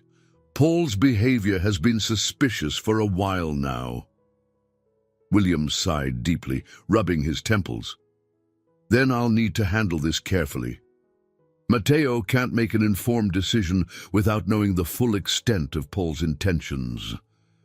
Later that day, Sarah sought out Matteo, finding him in the library, surrounded by stacks of legal documents. His shoulders were tense, and the lines of fatigue etched into his face were more pronounced than ever. You're carrying too much, Sarah said gently as she approached. It's not just about the company, is it? Matteo looked up at her, his eyes filled with a weariness that went beyond physical exhaustion. No, it's not. There's something I've been avoiding, Sarah, something I need to tell you. She sat down across from him, her heart pounding with the weight of his words. "I'm listening." Matteo hesitated, his hands fidgeting with a pen on the desk. "Years ago, there was an accident. A construction project I was overseeing for Hartford Enterprises. One of the workers was injured, badly. It was a mistake in the plans, something I should have caught. But instead of taking responsibility, my father covered it up. He paid off the worker and ensured the story never saw the light of day." Sarah's breath caught. "And you've been carrying that guilt ever since?" Matteo nodded, his voice heavy. "I wanted to come clean, but he wouldn't let me. He said it would ruin my career and the company's reputation. I've resented him for it ever since, but the truth is, I let it happen." Sarah reached out, placing a hand on his.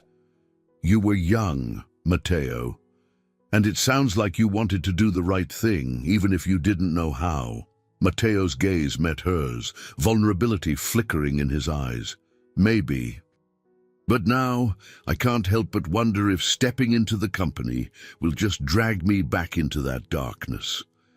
"You have a choice," Sarah said firmly. "You can lead with integrity, make things right. You don't have to follow in your father's footsteps." That evening, William called for a meeting in the sitting room. Matteo, Sarah, and Elise gathered around the fireplace, the air thick with unspoken tension. William sat in his chair, the lines on his face deepened by the weight of what he was about to say. "I've been blind," William began, his voice steady but strained. "Paul has been manipulating me and this family for years." Elise confirmed it, "And now I see the pattern. He's pushing for the sale of those holdings to secure his own position, not to protect the company." Matteo's jaw tightened, his anger barely restrained. "And you're just realizing this now?" William flinched but nodded. "I should have seen it earlier. I should have stopped it before it got this far. But I was too focused on maintaining control, even when I knew I was losing my grip." Matteo stood, his frustration spilling over. "You didn't just lose your grip, Dad. You put everything at risk. My career, the company, this family. And for what? To protect your pride." William looked down, his voice quieter now. "You're right. I failed you. I failed this family, but I'm trying to make it right." The room fell silent, the weight of William's confession hanging over them. Finally, Sarah spoke, her voice calm but firm. "This isn't just about the past. It's about what you both do next." Matteo turned to her, his expression softening slightly. "What do you suggest?" "You confront Paul," Sarah said. "Together. If he's been acting against the family's interests, you need to remove him before he does more damage." William nodded. "I agree, but it has to be done carefully. He knows too much about the company, and if we act rashly, it could backfire." Matteo's gaze shifted between Sarah and his father before he finally nodded. "Then let's do it." The confrontation took place the next morning. Paul arrived at the mansion, his polished demeanor intact, but his eyes betraying a flicker of unease. William and Matteo were waiting for him in the study, their united front a stark contrast to the fractured relationship they'd shared only weeks before. As the conversation unfolded, Paul's composure began to crack under the weight of their accusations. He denied the allegations at first, but when Matteo presented evidence, a trail of questionable transactions and communications, Paul's defenses crumbled. "You don't understand," Paul said desperately. "I was trying to protect the company, to ensure its survival." "By lining your own pockets," Matteo shot back, his voice cold. William, his tone calmer but no less firm, added, "You betrayed this family, Paul. And for that, you're finished here." Paul's departure was swift and unceremonious, leaving the Hartford family with a mix of relief and lingering uncertainty. As the study door closed behind him, William turned to Matteo, his expression resolute. "You did well today," William said. "Better than I could have." Matteo nodded, his jaw set. "We're not done yet, but this was a start." Sarah, standing quietly in the corner, felt a swell of hope. The darkness of the past was beginning to lift, and for the first time, the Hartford family seemed poised to move forward. Not perfectly, but together. The morning after Paul's departure, the Hartford mansion felt different, lighter, yet charged with the anticipation of what was to come. Removing Paul from their lives had been a necessary step, but the challenges ahead were no less daunting. Matteo had spent most of the night reviewing company documents, his determination tempered by the weight of his newfound responsibility. Sarah, as always, remained a quiet presence of support, though she sensed the brewing tension beneath the surface. She found Matteo in the library, poring over a set of contracts. His dark hair was disheveled, and a steaming mug of coffee sat untouched beside him. "You need to take a break," Sarah said gently, stepping into the room. Matteo looked up, exhaustion evident in his eyes. "There's too much to do. The fallout from Paul's actions is worse than I thought. Untangling it all will take months." "Then pace yourself," Sarah said, pulling up a chair beside him. "You can't fix everything in one night or one day." Matteo leaned back, running a hand through his hair. "It's not just the company. It's the legacy, the expectations. I don't want to become what my father was, but I don't know how to lead without following his shadow." Sarah reached for the untouched coffee, nudging it toward him.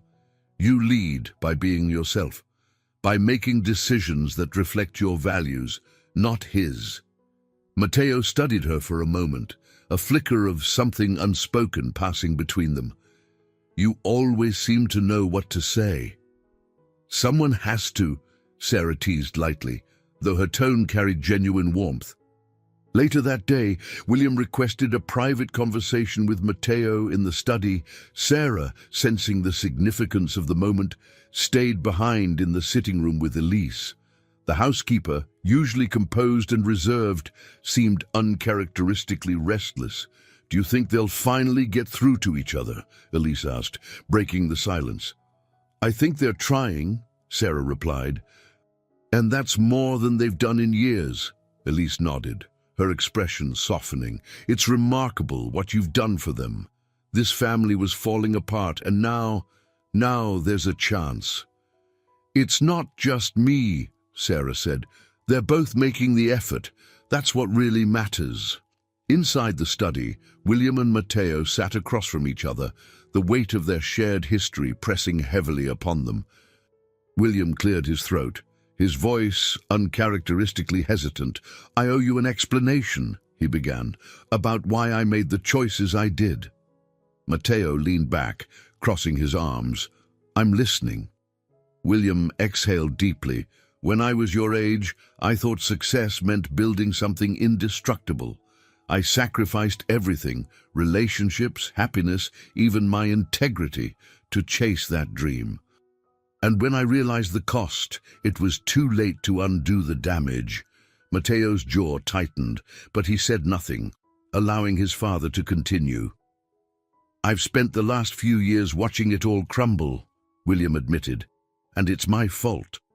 But seeing you step up, seeing the strength and integrity you've shown, it gives me hope that maybe we can rebuild, that maybe you can build something better." Matteo's expression softened, though his voice remained steady. "I don't want to be like you, Dad. I want to lead differently. And you should," William said firmly. "You're not me, Matteo, and that's a good thing." For the first time, a flicker of understanding passed between them. It wasn't a perfect reconciliation, but it was a step toward healing. That evening, Sarah found William in his study, staring at the box of letters and sketches from Brimfield. He looked up as she entered, a faint smile tugging at his lips. "You've done a lot for this family," he said, "more than we deserve." "I haven't done anything you couldn't have done yourselves," Sarah replied, sitting down across from him. "You just needed someone to remind you how." William chuckled softly. Ellen would have liked you. She always believed in the power of connection, in seeing the best in people. She passed that belief on to me, Sarah said, her voice quiet but steady. And I think she'd be proud of what you're doing now. William nodded, his expression reflective. I hope so, for her sake and for Matteo's. In the days that followed, the Hartford family began to find a new rhythm. Matteo, with Sarah's encouragement, took his first steps as the company's leader, navigating the complexities of his role with growing confidence. William, though physically frailer, seemed lighter in spirit, his pride in his son evident in the way he spoke of him. One evening, Matteo surprised Sarah by asking her to join him for a walk in the garden. The air was crisp, and the setting sun cast a warm glow over the estate. I don't think I've thanked you properly, Matteo said as they strolled along the frost-kissed paths. For everything you've done, for me, for my father. You don't have to thank me, Sarah replied. I'm just glad I could help. Matteo stopped, turning to face her. You've done more than help. You've reminded me that it's possible to rebuild, to move forward.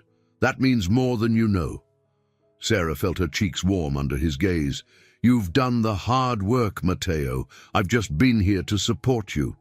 And that's enough, he said, his voice soft but resolute.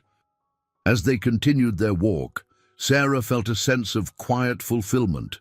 The barriers that had once divided the Hartford family were beginning to crumble, replaced by something stronger and more enduring.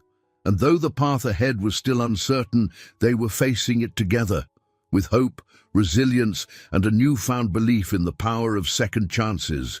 The Hartford mansion, with its grand yet somber architecture, felt more alive than it had in years. The atmosphere buzzed with a tentative energy, a mixture of hope and uncertainty. William's health, though deteriorating, seemed steadied by the emotional progress between him and Matteo, and for Sarah, the shifts in their dynamic were both heartening and bittersweet. William had requested a family dinner, one that would include not only Matteo, but also the staff who had been by his side for decades. Elise bustled about the kitchen, her usually reserved demeanor tinged with a nervous excitement. This dinner means a lot to him, Elise confided to Sarah as they prepared the evening's courses. He's never been good at expressing himself, but this is his way of showing gratitude. Sarah nodded, her heart warming at the thought. He's come a long way. You all have. By the time the table was set, the dining room glowed with soft candlelight, and the aroma of roasted meats and freshly baked bread filled the air. As everyone took their seats, William, seated at the head of the table, raised his glass with a trembling hand. I wanted to thank you all, he began, his voice steady but laden with emotion, for standing by me, even when I didn't deserve it. For reminding me of what truly matters. His gaze lingered on Matteo, who sat to his right, to my son, for having the courage to step into the unknown and make it your own. I see more of your mother in you every day, and I couldn't be prouder. Matteo's throat bobbed as he swallowed hard, nodding silently. The room fell into a reverent silence, each person absorbing the weight of William's words. After the dinner plates were cleared, William motioned for Sarah to join him in the study. The fire burned low, casting flickering shadows across the walls. He gestured to the chair beside him, and Sarah sat, sensing he had something important to say.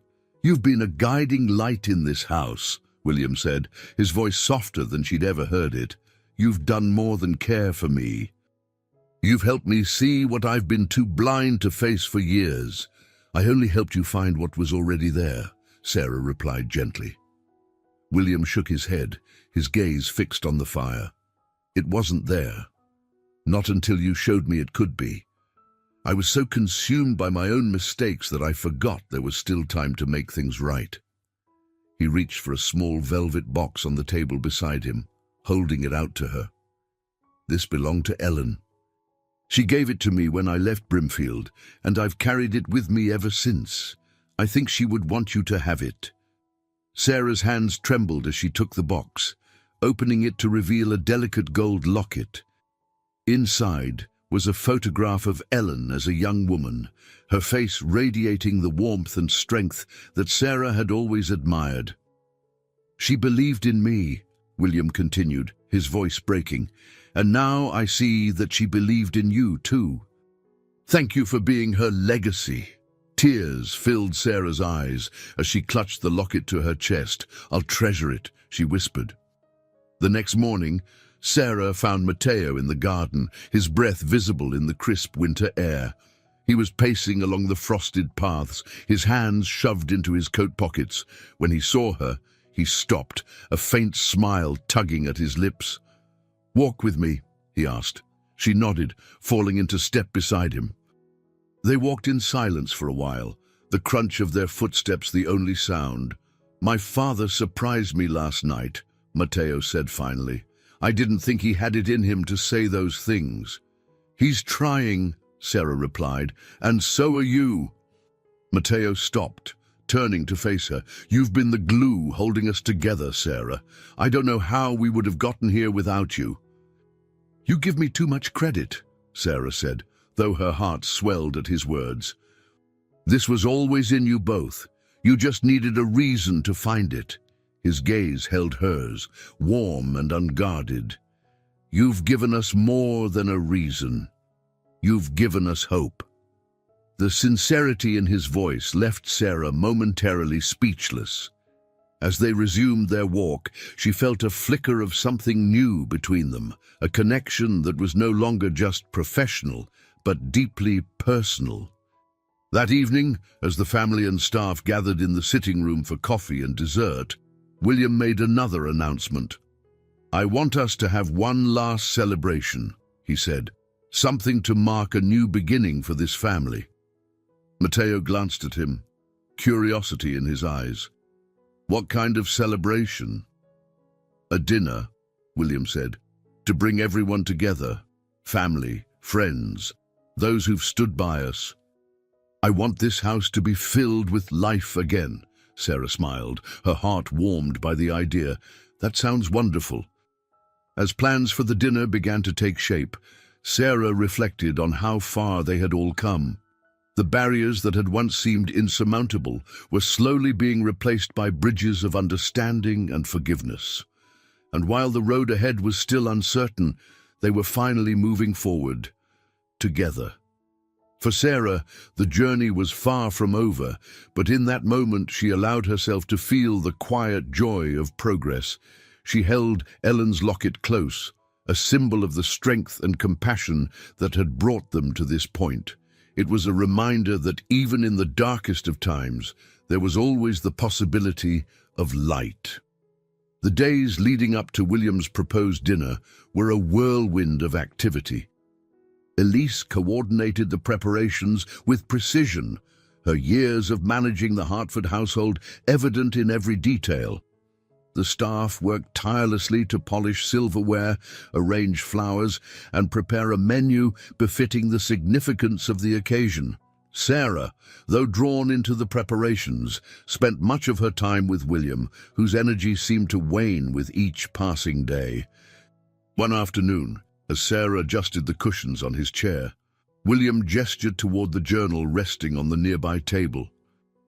"Read to me," he said softly, "from the parts about Ellen." Sarah hesitated, surprised by the request. "Are you sure?" "I need to hear it," he replied, his voice tinged with both resolve and vulnerability. She opened the journal, her fingers brushing the worn pages as she began to read. The entries were raw and heartfelt, chronicling William's struggles and the encouragement Ellen had given him during his darkest moments. Her words of faith in his abilities resonated even now, decades later. "She saw something in me that I didn't," William said when Sarah paused, "and I've spent my life trying to live up to that vision."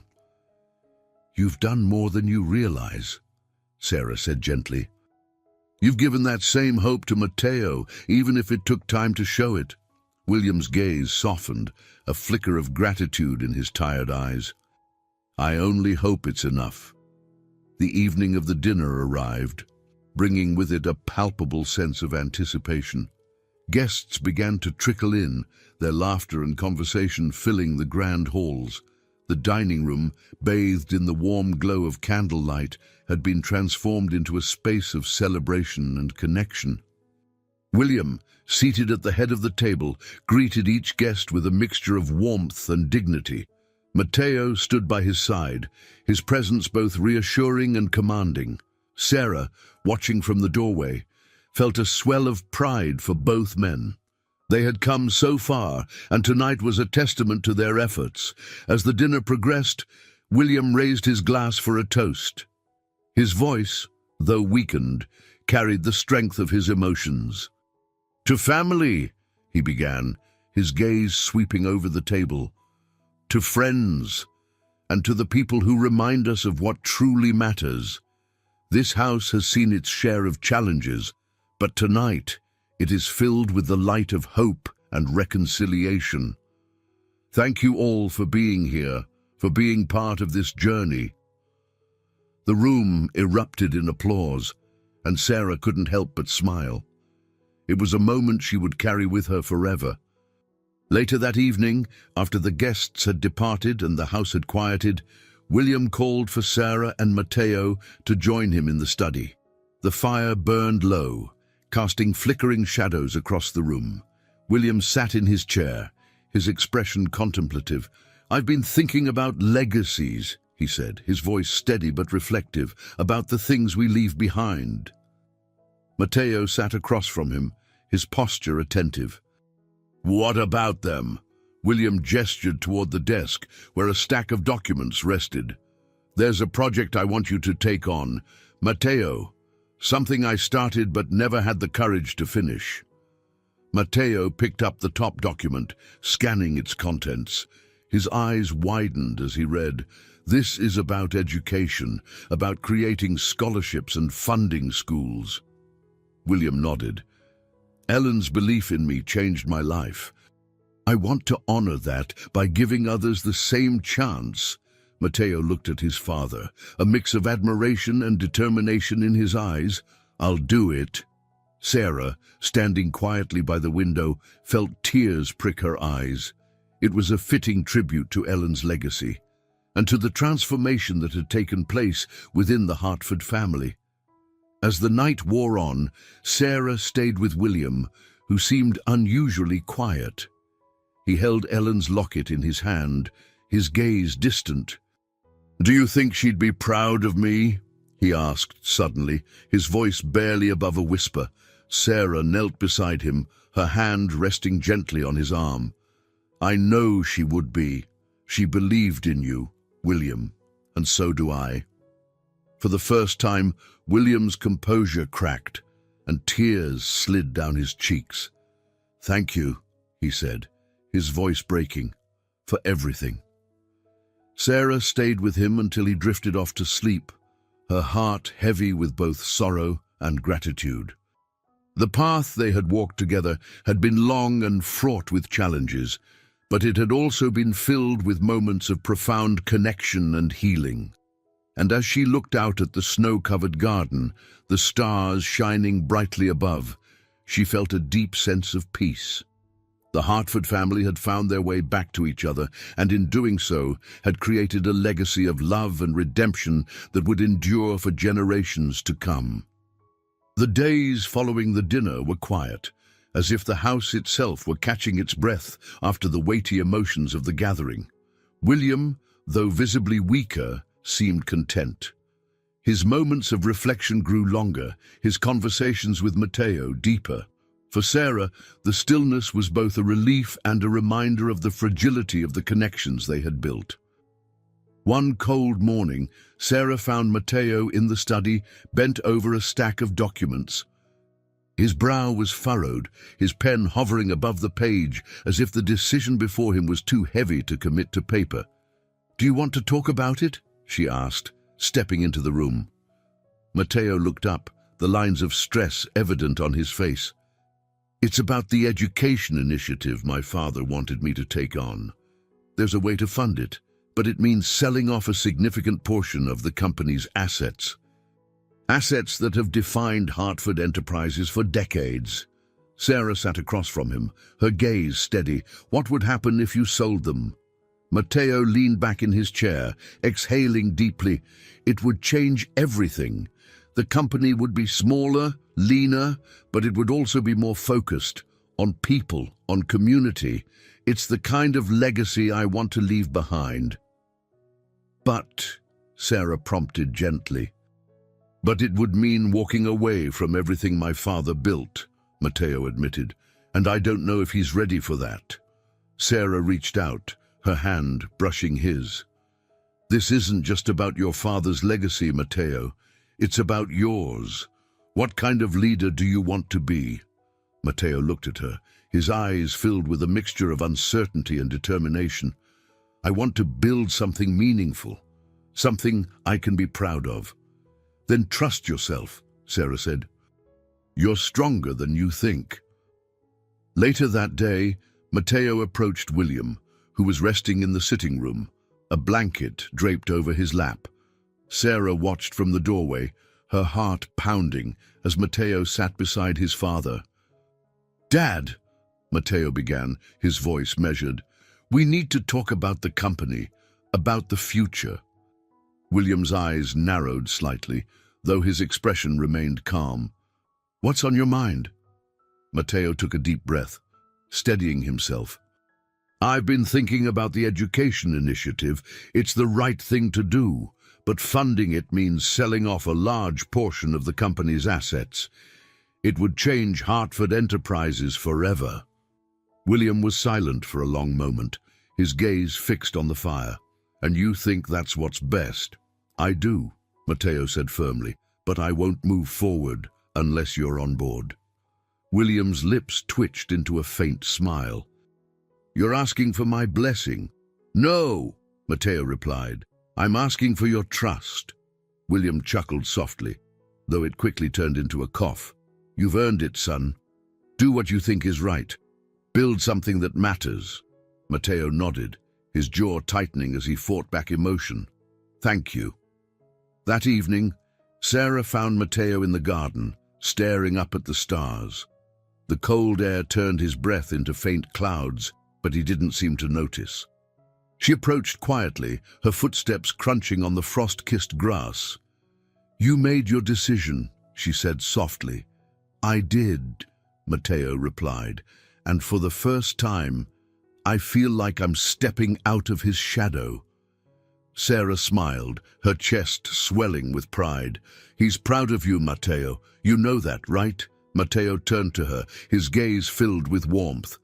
"Maybe, but it's you who gave me the courage to do this." "You always had the courage," Sarah said. "You just needed someone to remind you." They stood in silence for a moment, the weight of their journey settling around them.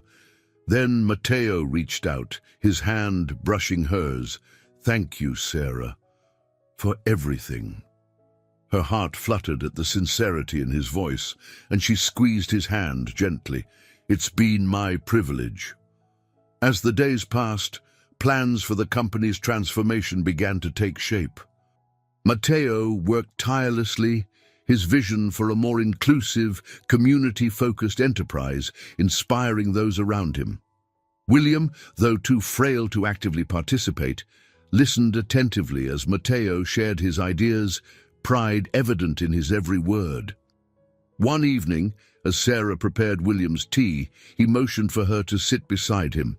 "There's one more thing I need to do," he said, his voice soft but resolute. "I want to leave something for you." "For me?" Sarah asked, surprised. William nodded. "You've been more than a nurse, Sarah. You've been a light in this house. I want to ensure you can continue shining, wherever life takes you." Tears pricked Sarah's eyes, but she shook her head. "You've already given me more than I could ever ask for, William." "Humor an old man," he said with a faint smile. "This is something I need to do," Sarah stayed with him long into the night, their conversation filled with gratitude, memories, and the quiet understanding that their time together was drawing to a close. The Hartford mansion, once a symbol of isolation, now pulsed with the energy of transformation. Matteo's leadership was already beginning to leave its mark, and William's vision for a better future was becoming a reality. And for Sarah, the journey she had embarked on when she first stepped through the mansion's doors had given her more than she could have ever imagined. As she stood by the window, Ellen's locket resting against her chest, Sarah felt a deep sense of fulfillment. The weight of their choices had been heavy, but the bonds they had forged were stronger. And in the quiet of the night, she allowed herself to hope for the Hartford family, for their legacy, and for the possibilities that lay ahead. The crisp winter air wrapped itself around the Hartford mansion, its cold, sharp, but invigorating. The house, once shrouded in silence and heavy with unspoken regrets, now carried a different energy. Laughter echoed faintly from the kitchen, where Elise was instructing a younger staff member on perfecting the evening's dessert. In the study, the soft rustle of papers spoke of plans in motion, plans to honor William's vision while carving out a new path under Matteo's leadership. Sarah, however, found herself drawn to the garden. The snow-dappled paths glistened under the pale sunlight, and the skeletal trees stood like quiet sentinels. She walked slowly, her thoughts circling around the transformation she had witnessed in this family and in herself. Inside the study, William sat in his chair, the fire's warmth casting a soft glow over his lined face. Matteo stood nearby, a document in hand. The two had spent hours that morning finalizing the details of the education initiative, a project that now bore Ellen Anderson's name. "I think she'd be proud," Matteo said, setting the paper on the desk. His voice carried a note of quiet reverence. William nodded, his gaze distant but content. She believed in the power of education, in giving people a chance to rise above their circumstances. This feels like the right way to honor her. Matteo sat across from his father, his posture relaxed in a way it hadn't been for years. "You've done a lot to make this happen, Dad.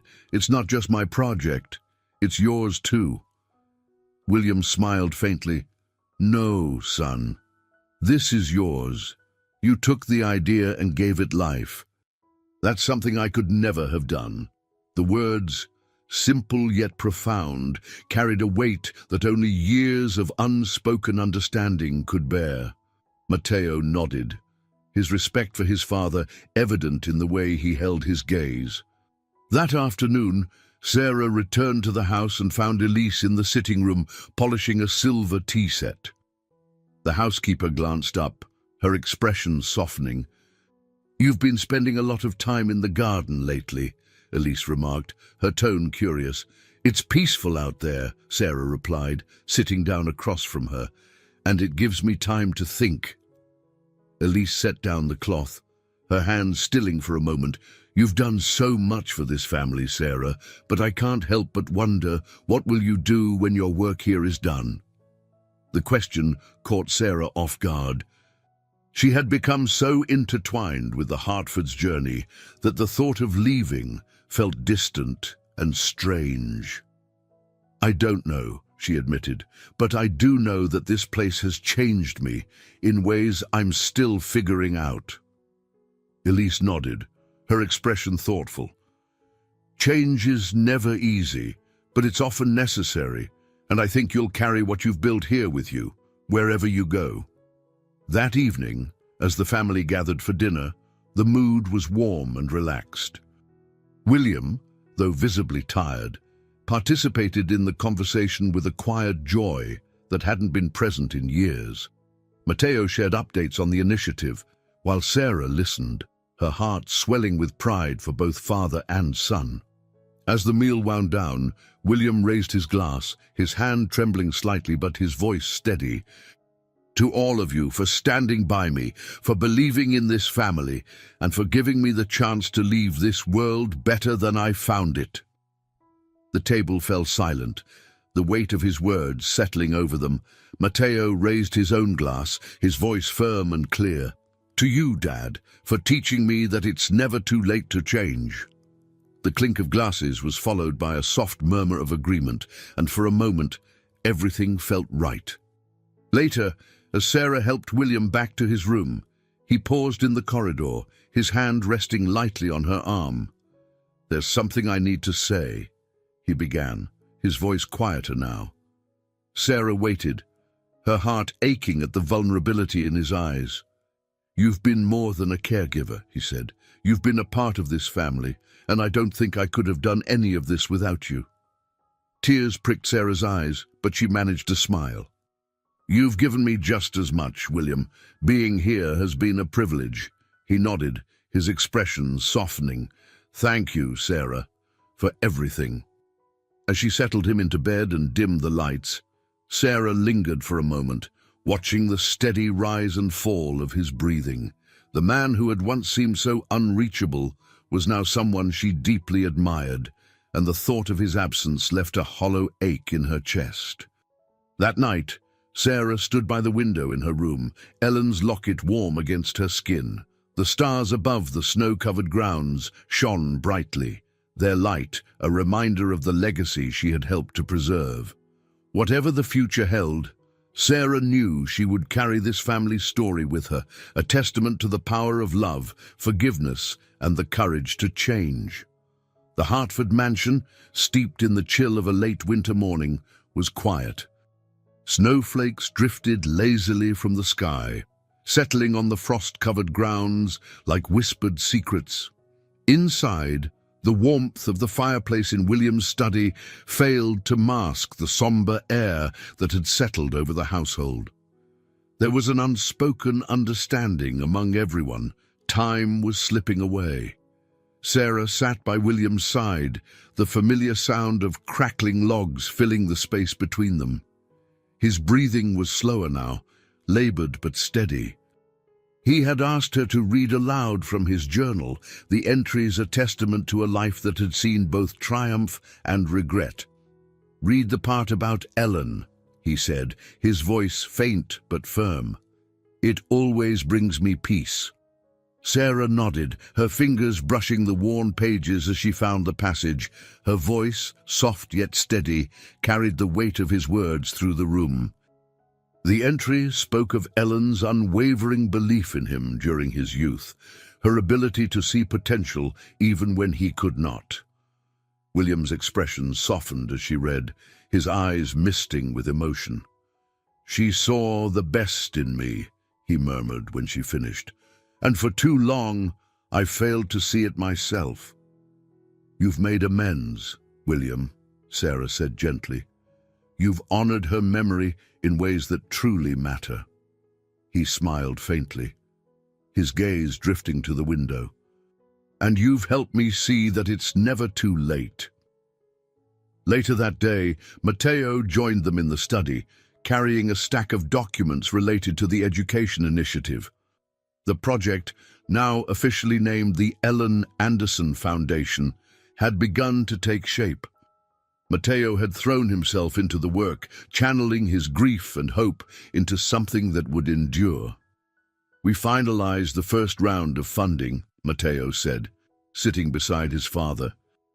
"The scholarships will be ready by the fall." William's eyes brightened, a flicker of pride cutting through his exhaustion. "You've done something remarkable, son. Something Ellen would have been proud of." Matteo's voice softened. "I couldn't have done it without you. This was your vision." William shook his head weakly. "It's yours now, and I know you'll carry it forward." The room fell silent, the weight of their shared moment stretching into something sacred. Sarah watched from her chair, her heart swelling with both sorrow and admiration for the bond they had rebuilt.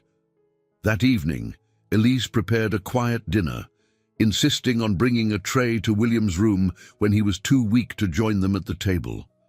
Sarah, Matteo, and Elise ate together, the meal laced with gratitude and quiet reflection. "He's proud of you, Matteo," Elise said, her tone gentle but firm. You've given him peace. Matteo nodded, his jaw tightening as he blinked back tears. I just wish we'd had more time. Sarah reached across the table, placing a hand over his. You've given him more than time. You've given him hope. In the stillness of the night, Sarah found herself sitting by William's bedside. The locket Ellen had given him now rested in his hand, his fingers brushing the delicate gold as if drawing strength from its warmth. Sarah, he said suddenly, his voice barely above a whisper. I'm here, she replied, leaning closer. I need you to promise me something, he said, his eyes locking onto hers. Take the locket with you when you leave. Carry her belief forward. Help others see what she saw. Tears welled in Sarah's eyes, and she nodded. I promise. A faint smile touched William's lips, and his eyes drifted closed, his breathing growing shallower. Sarah stayed by his side, her hand resting lightly on his as the hours stretched into dawn. William Hartford passed away in the early hours of the morning, surrounded by the quiet strength of the legacy he had built. The mansion, once a symbol of isolation, now stood as a testament to the bonds of love and redemption that had transformed it. In the days that followed, the family came together to honor his memory. The Ellen Anderson Foundation became the centerpiece of their efforts, a living reminder of the values William had come to embody. Matteo took on his role with a newfound sense of purpose, his leadership marked by integrity and compassion. As Sarah prepared to leave the mansion, her work complete, Matteo found her in the garden. The snow had begun to melt, revealing patches of green beneath the frost. You're really leaving, Matteo said, his voice tinged with both sadness and gratitude. It's time, Sarah replied, smiling softly, but I'll carry all of this with me. Matteo reached into his pocket, pulling out an envelope. This is from my father. He asked me to give it to you. Sarah opened the envelope, finding a letter in William's handwriting. It was a message of thanks, a reminder of the impact she had made on their lives, and a wish for her to continue her journey with the same courage and kindness she had shown them. As she tucked the letter away, Matteo stepped closer. You'll always have a place here, Sarah. Don't forget that. She nodded, her heart full. Thank you, Matteo, for everything. As she walked down the long driveway, Ellen's locket resting against her heart, Sarah felt the weight of the past lifting. The road ahead was uncertain, but she carried with her the lessons of love, forgiveness, and the unshakable belief that it was never too late to change. The Hartford mansion stood quiet, its grand halls cloaked in a stillness that felt heavier without William's presence. The snow had begun to melt, revealing patches of brown earth beneath the frost, as if the world itself was slowly awakening from a long slumber. The days since William's passing had been marked by a mixture of grief and gratitude, a delicate balance of mourning what had been lost while honoring what he had left behind. Matteo had thrown himself into the work of the Ellen Anderson Foundation with an intensity that both impressed and worried Sarah. She often found him in the study, surrounded by papers and plans, his focus unwavering even as the toll of his father's death lingered in his eyes. One afternoon, she brought him a cup of tea, setting it down on the desk beside him. You need to take a break, she said gently. I can't, Matteo replied, not looking up. There's too much to do. Sarah sat across from him, her expression firm but kind. Pushing yourself to the brink won't honor your father's memory. He wanted you to carry this forward, yes, but not at the cost of yourself. Matteo finally looked at her, his shoulders sagging. It's just, everything feels so urgent now, like I have to prove that this matters, that it's worth all the sacrifices he made. It is worth it, Sarah said softly, but it's also worth taking care of yourself in the process. You're not alone in this, Matteo. Lean on the people who care about you. Her words seemed to reach him, and he nodded, a small smile tugging at his lips. "You always know what to say." "Someone has to," she teased, echoing the words she'd said to him weeks before. Meanwhile, Elise had taken on the task of organizing William's personal effects. Her movements brisk, but tinged with a reverence that spoke to her decades of service in the household. Sarah joined her in William's room one morning, the two women working in companionable silence. As they sorted through a box of letters, Elise paused, holding up an envelope.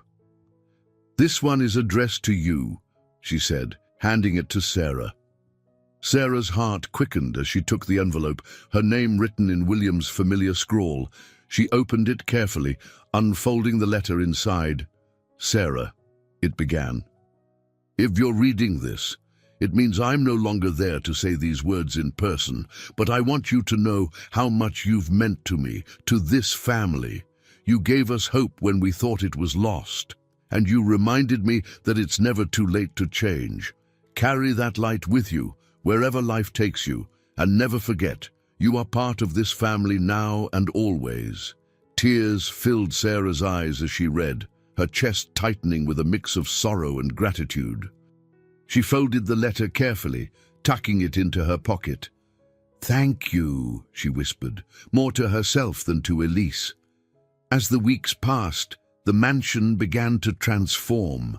What had once been a symbol of isolation now felt like a place of connection and purpose. Matteo held meetings with community leaders in the dining room. Their discussions focused on expanding the foundation's reach. Elise opened the kitchen to a group of volunteers who prepared meals for local families in need. Even the garden, once stark and lifeless, showed signs of renewal as new flowers were planted and old paths cleared. One evening, Matteo approached Sarah as she sat by the fire in the sitting room. He carried a folder under his arm, his expression serious but warm. "I want to show you something," he said, sitting beside her and opening the folder. Inside were architectural sketches and plans. "This is for the new community center. It'll be the hub for the foundation, educational programs, outreach initiatives, everything." Sarah studied the sketches, her heart swelling with pride. "It's incredible, Matteo. Your father would be so proud." Matteo's gaze softened. "It wouldn't have happened without you. You brought us back together, Sarah. You gave us the chance to rebuild. I just helped you see what was already there," she replied. "The rest was all you." They sat in silence for a moment, the weight of their journey settling around them. Then Matteo spoke again, his voice quieter. "You've become a part of this, Sarah. A part of us. I hope you know that." "I do," she said, her voice thick with emotion. "And it's something I'll carry with me always." As spring approached, Sarah began to prepare for her departure. She had stayed longer than she'd planned, and though she felt deeply connected to the Hartfords, she knew it was time to move forward. Matteo insisted on organizing a small gathering to send her off, a gesture that both touched and overwhelmed her. The evening of the farewell came, and the dining room was filled with the people who had become her family: Matteo, Elise, the staff, and even a few community members who had been inspired by the foundation's work. Matteo stood to give a toast, his voice steady but filled with emotion. "To Sarah," he said, raising his glass, "for being the heart that brought us back to life. We'll miss you more than words can say, but we know you'll continue to shine wherever you go." As the glasses clinked and laughter filled the room, Sarah felt a profound sense of gratitude. The journey had been unexpected, but it had given her more than she could have imagined: a family, a purpose, and a renewed belief in the power of love and transformation.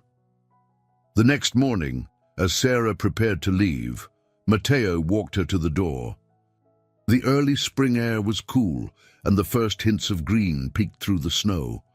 "I don't know how to say goodbye," Matteo admitted, his voice thick. Then don't, Sarah said, smiling through her tears. This isn't goodbye, Matteo. It's just until next time. He nodded, pulling her into a tight embrace. Take care of yourself, Sarah. And remember, you'll always have a place here. As she walked down the driveway, Ellen's locket warm against her chest, Sarah felt the weight of her journey lift. The Hartford family had found their way back to each other, and in doing so, they had given her the courage to move forward. The road ahead was unknown, but she carried with her the strength of the connections she had forged, and the unshakable belief that even the most broken things could be made whole again. The weeks following Sarah's departure from the Hartford mansion were marked by a slow but steady transformation. Matteo had fully embraced his role within the Ellen Anderson Foundation, dedicating himself to its growth and impact. Elise maintained the mansion with her usual quiet efficiency, but the warmth Sarah had brought to the home lingered in the hearts of everyone who remained. Despite the forward momentum, an unmistakable void hung over the household. Matteo, in particular, found himself thinking of Sarah often, her steadying presence, her wisdom, and the quiet strength she had brought to his family. It was on a crisp morning, with the first hints of summer in the air, that a letter arrived addressed to Matteo. The handwriting was neat and familiar, and his heart skipped as he opened it. Matteo, I hope this letter finds you well. Leaving the mansion was one of the hardest decisions I've made, but it felt right at the time. Still, I find myself thinking of you, of Elise, and of the incredible work you're doing. If there's ever a time you need me again, you know where to find me. With warmth, Sarah Matteo read the letter twice, then a third time before setting it down. For the first time in weeks, a genuine smile crossed his face. He folded the letter carefully, tucking it into his pocket before heading to the study to plan the next steps for the foundation. Meanwhile, Sarah had settled into a modest but peaceful home in a neighboring town. Her days were filled with new patients and fresh challenges, yet she couldn't shake the sense that her time with the Hartfords wasn't quite finished. She carried Ellen's locket with her, a tangible reminder of the legacy she had been part of, and she often caught herself glancing at it, wondering what the family was doing at that very moment. One afternoon, as she was tending to her small garden, a knock at the door startled her. She wiped her hands on her apron and opened the door to find Matteo standing there, his expression equal parts nervous and hopeful. "Matteo," she said, her voice a mixture of surprise and delight. "What are you doing here?" "I needed to see you," he admitted, stepping forward. "Things have been going well, better than I could have imagined, but something's missing." Sarah tilted her head, her heart pounding. "And you think I'm the missing piece?" "I know you are," Matteo said simply. "You brought us back together, Sarah. You showed us what we could be. And I'm asking you to come back, not because we need you, but because we want you." Her breath caught, the sincerity in his words cutting through her uncertainty. She glanced past him, the open sky feeling both limitless and grounding. "I don't know if I can go back," she said softly. "It's hard to step into the same river twice." Matteo smiled faintly. "It's not the same river, Sarah, and we're not the same people. But I think there's still more for us to build, together." Sarah returned to the mansion a week later, her decision made after days of careful thought. Matteo greeted her at the door, his expression a mixture of relief and happiness. Elise, too, seemed lighter as she embraced Sarah, welcoming her back with the warmth of an old friend. The work awaiting Sarah was different this time, not as a caregiver, but as a collaborator. Matteo had envisioned a new role for her within the foundation, one that would allow her to channel her compassion and experience into outreach programs that expanded the foundation's reach. The mansion, once marked by loss and distance, now thrummed with purpose. Matteo and Sarah worked closely, their shared vision drawing them even closer than before. It wasn't long before their partnership began to grow into something deeper, though neither spoke of it directly. On a quiet evening, as they stood in the garden, Matteo finally broke the silence. "I'm glad you came back," he said, his voice soft. "So am I," Sarah replied, her gaze meeting his. "I think I needed to." "Maybe we both did," Matteo said, a smile tugging at his lips. As the stars began to dot the sky, the mansion behind them stood as a testament to the power of love, redemption, and second chances. And in that moment, Sarah felt something she hadn't in years, a sense of belonging that reached beyond the walls of the house and into her very soul. The Hartford mansion buzzed with new energy following Sarah's return. Her presence seemed to invigorate not just Matteo, but the entire household, breathing life into the spaces that had once felt weighed down by the past. The staff worked with a renewed sense of purpose, and the Ellen Anderson Foundation began to take on a more prominent role in the community. Yet amidst the activity, Sarah noticed moments of quiet reflection in Matteo, glimpses of a man still grappling with the legacy he carried and the future he was shaping. One afternoon, as Sarah organized documents in her new office, Matteo appeared in the doorway. His shirt sleeves were rolled up, and he looked both exhausted and exhilarated. "You have a minute?" he asked. "Always," Sarah said, motioning for him to sit. He entered, carrying a folder filled with plans and sketches. "We're expanding the Foundation's community outreach programs," he began, laying the folder on the desk. "We want to build satellite centers in towns that don't have access to the resources we're offering here." Sarah flipped through the pages, impressed by the scope of the project. "This is incredible, Matteo, but it's ambitious." "I know," Matteo admitted, "but I've realized that playing it safe isn't how we make a real impact. It's risky, but it feels right." Sarah nodded, meeting his gaze. "And it's worth it," he smiled, leaning back in his chair. "I knew you'd understand. That's why I wanted to show you first." Her heart warmed at his words, and she felt a flicker of pride, not just in his vision, but in the trust they had built. As the weeks passed, the mansion became a hub of activity. Contractors and architects came and went, discussing plans for the satellite centers and their integration into the broader foundation.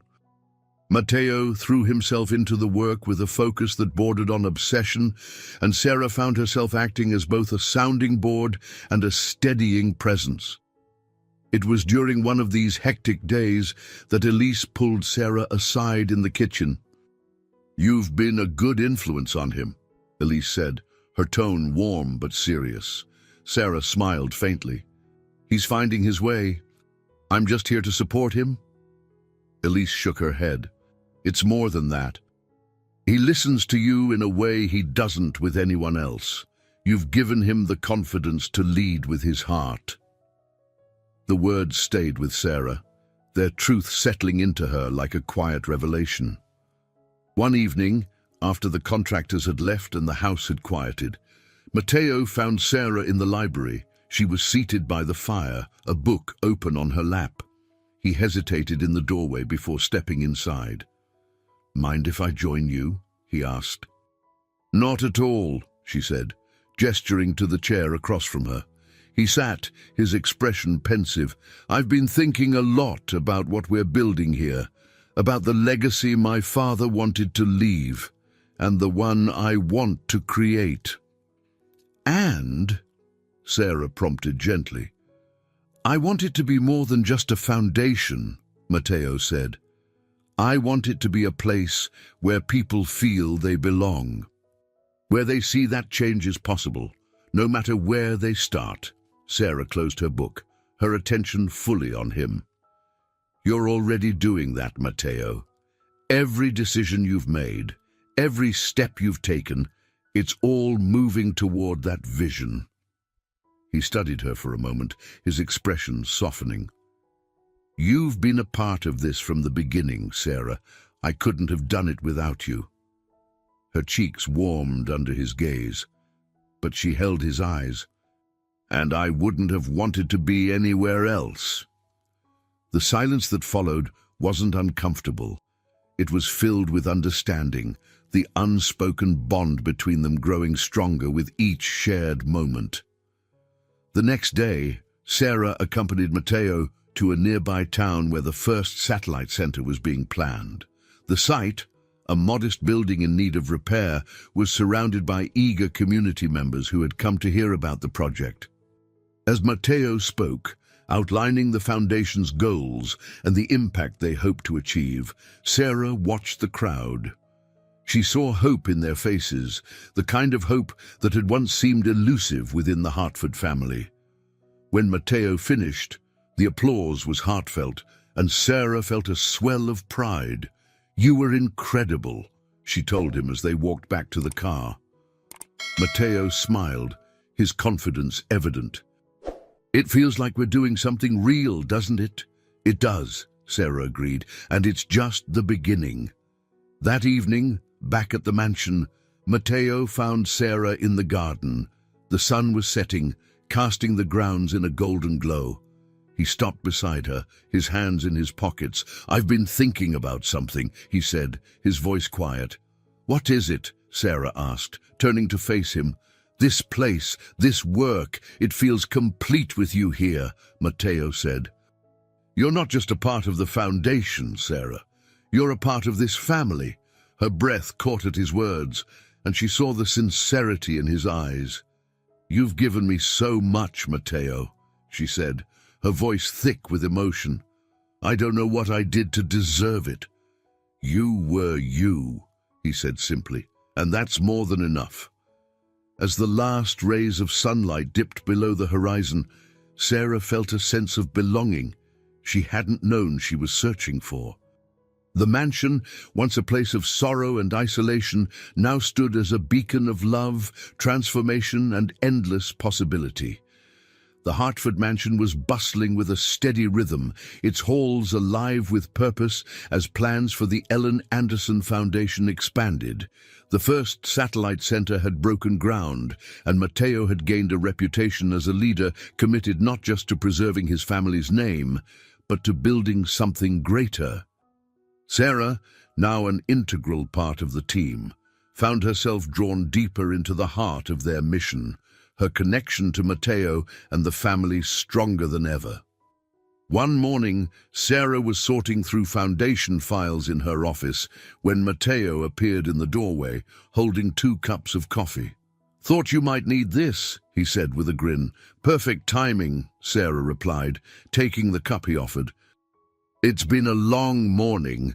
He leaned against the edge of her desk, his expression thoughtful. "I wanted to talk to you about something. We've been working on expanding the scholarship program, and I think we need to include more personal outreach, mentors for the recipients, people who can guide them through the process." Sarah nodded, impressed by the idea. "That's a great addition. It makes the program more than just financial support. It creates a community."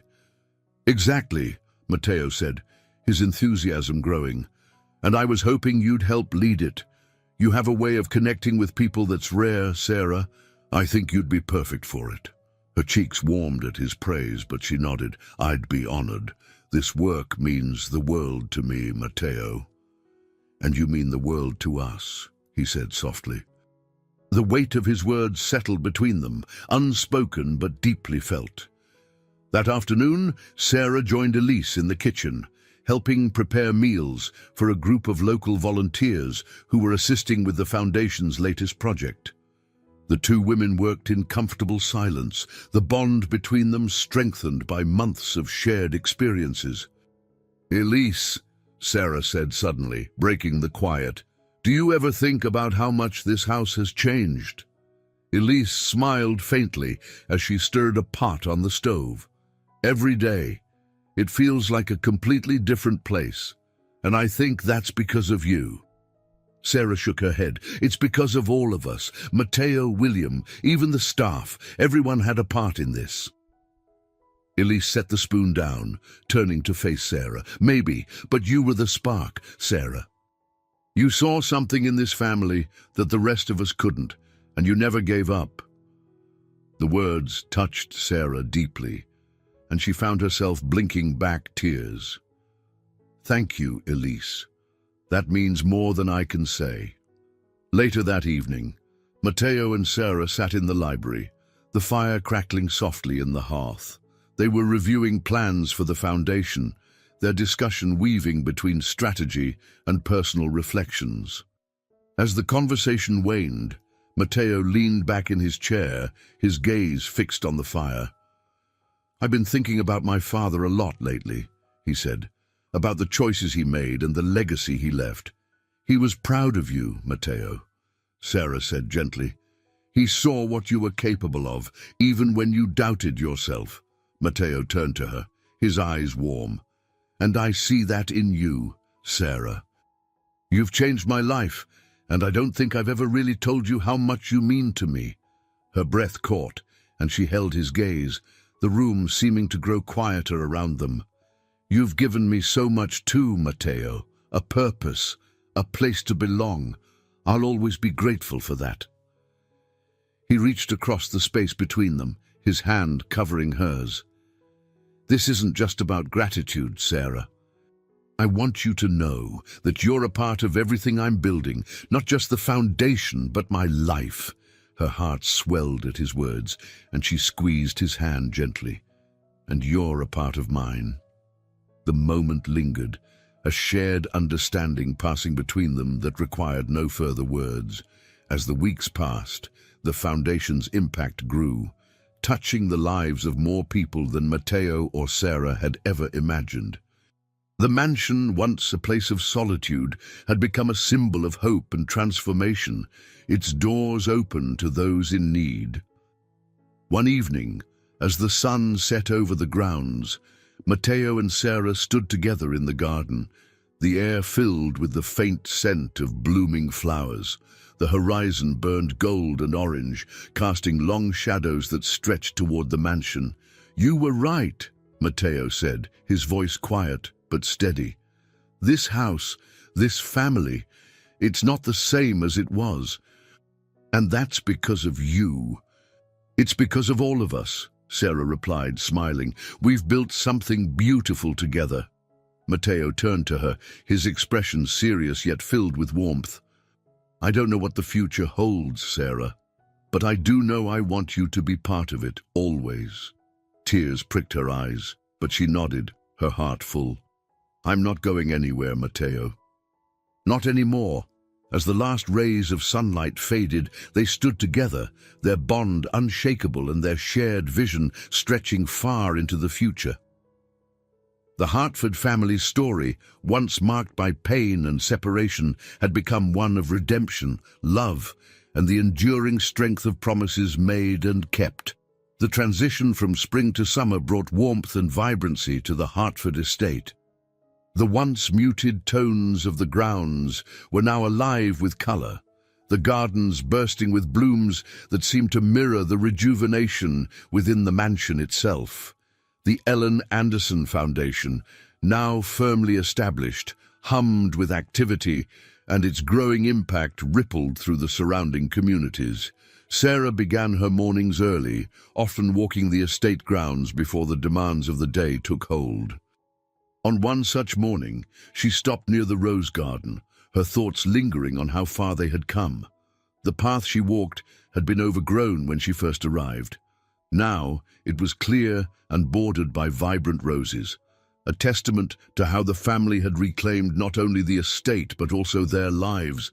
Matteo found her there, his tie slightly askew and a folder tucked under his arm. I figured I'd find you here, he said, his voice light. It's my favorite spot, Sarah replied, smiling. It reminds me of everything we've built, and everything we're still building, Matteo added, handing her the folder. We've received letters from some of the scholarship recipients. I thought you might like to read them. Sarah opened the folder, her eyes scanning the handwritten notes. Each letter was a story of hope, of resilience, of lives changed by the opportunities the foundation had created.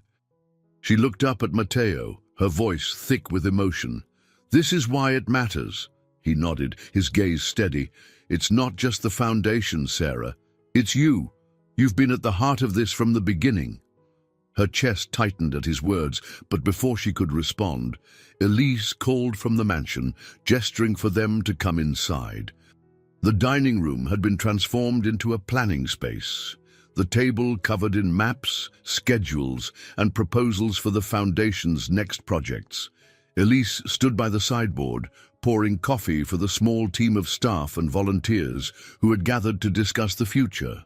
Matteo took his place at the head of the table, his leadership evident in the way the group looked to him for direction. Sarah watched as he outlined plans for a new mentorship program, his passion clear in every word. "Sarah will be heading this initiative," he said, glancing at her with a smile. "She's the one who inspired it, after all." The room erupted in nods of approval, and Sarah felt a swell of pride, not just for the work they were doing, but for the trust Matteo placed in her. As the meeting ended and the group dispersed, Elise approached Sarah with a knowing smile. "He listens to you, you know," she said quietly, "in a way he doesn't with anyone else." Sarah laughed softly. "He's a good leader, Elise. He knows how to bring out the best in people." "Maybe," Elise replied, her gaze thoughtful, "but I think you bring out the best in him." That evening, Matteo and Sarah sat on the terrace, the sunset painting the sky in hues of orange and pink. The quiet of the moment was a welcome respite from the day's busyness, and they sipped their drinks in comfortable silence.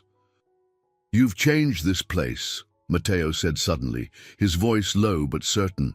"We all have," Sarah replied. "It's been a group effort." Matteo shook his head, turning to face her. "No, Sarah, you've done more than that. You've changed me." Her breath caught, and she met his gaze, the sincerity in his eyes impossible to ignore. "Matteo, I mean it," he said, his voice steady.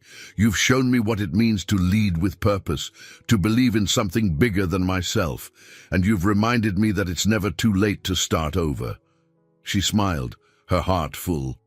"You've taught me just as much, about resilience, about family, about believing in people." He reached for her hand, his touch warm and grounding. "Then maybe we've taught each other." They stayed like that as the sun dipped below the horizon, the stars beginning to emerge above them. It was a moment of quiet understanding, a shared recognition of the journey they had taken together and the future they were building, not just for the foundation, but for themselves. The next morning, Sarah joined Matteo for a visit to the first satellite center, now fully operational. The building, once worn and forgotten, now buzzed with life. Children played in the outdoor space, while adults gathered for workshops and mentorship sessions inside. It was everything they had envisioned and more. As they walked through the center, Matteo turned to Sarah, his expression thoughtful. "This is just the beginning." "It is," Sarah agreed, her voice filled with quiet determination. "And I'm ready for whatever comes next." For the first time in years, Sarah felt completely at home, not just in a place, but in a purpose. The Hartford family story had become intertwined with hers, and together they had created something lasting, something meaningful. As they stepped outside into the bright morning light, she felt the warmth of their shared vision and the promise of a future filled with hope and possibility. I hope you enjoyed today's story. Subscribe to the channel so you don't miss more stories like this. Leave a like and comment below what you thought of the story. See you in the next video.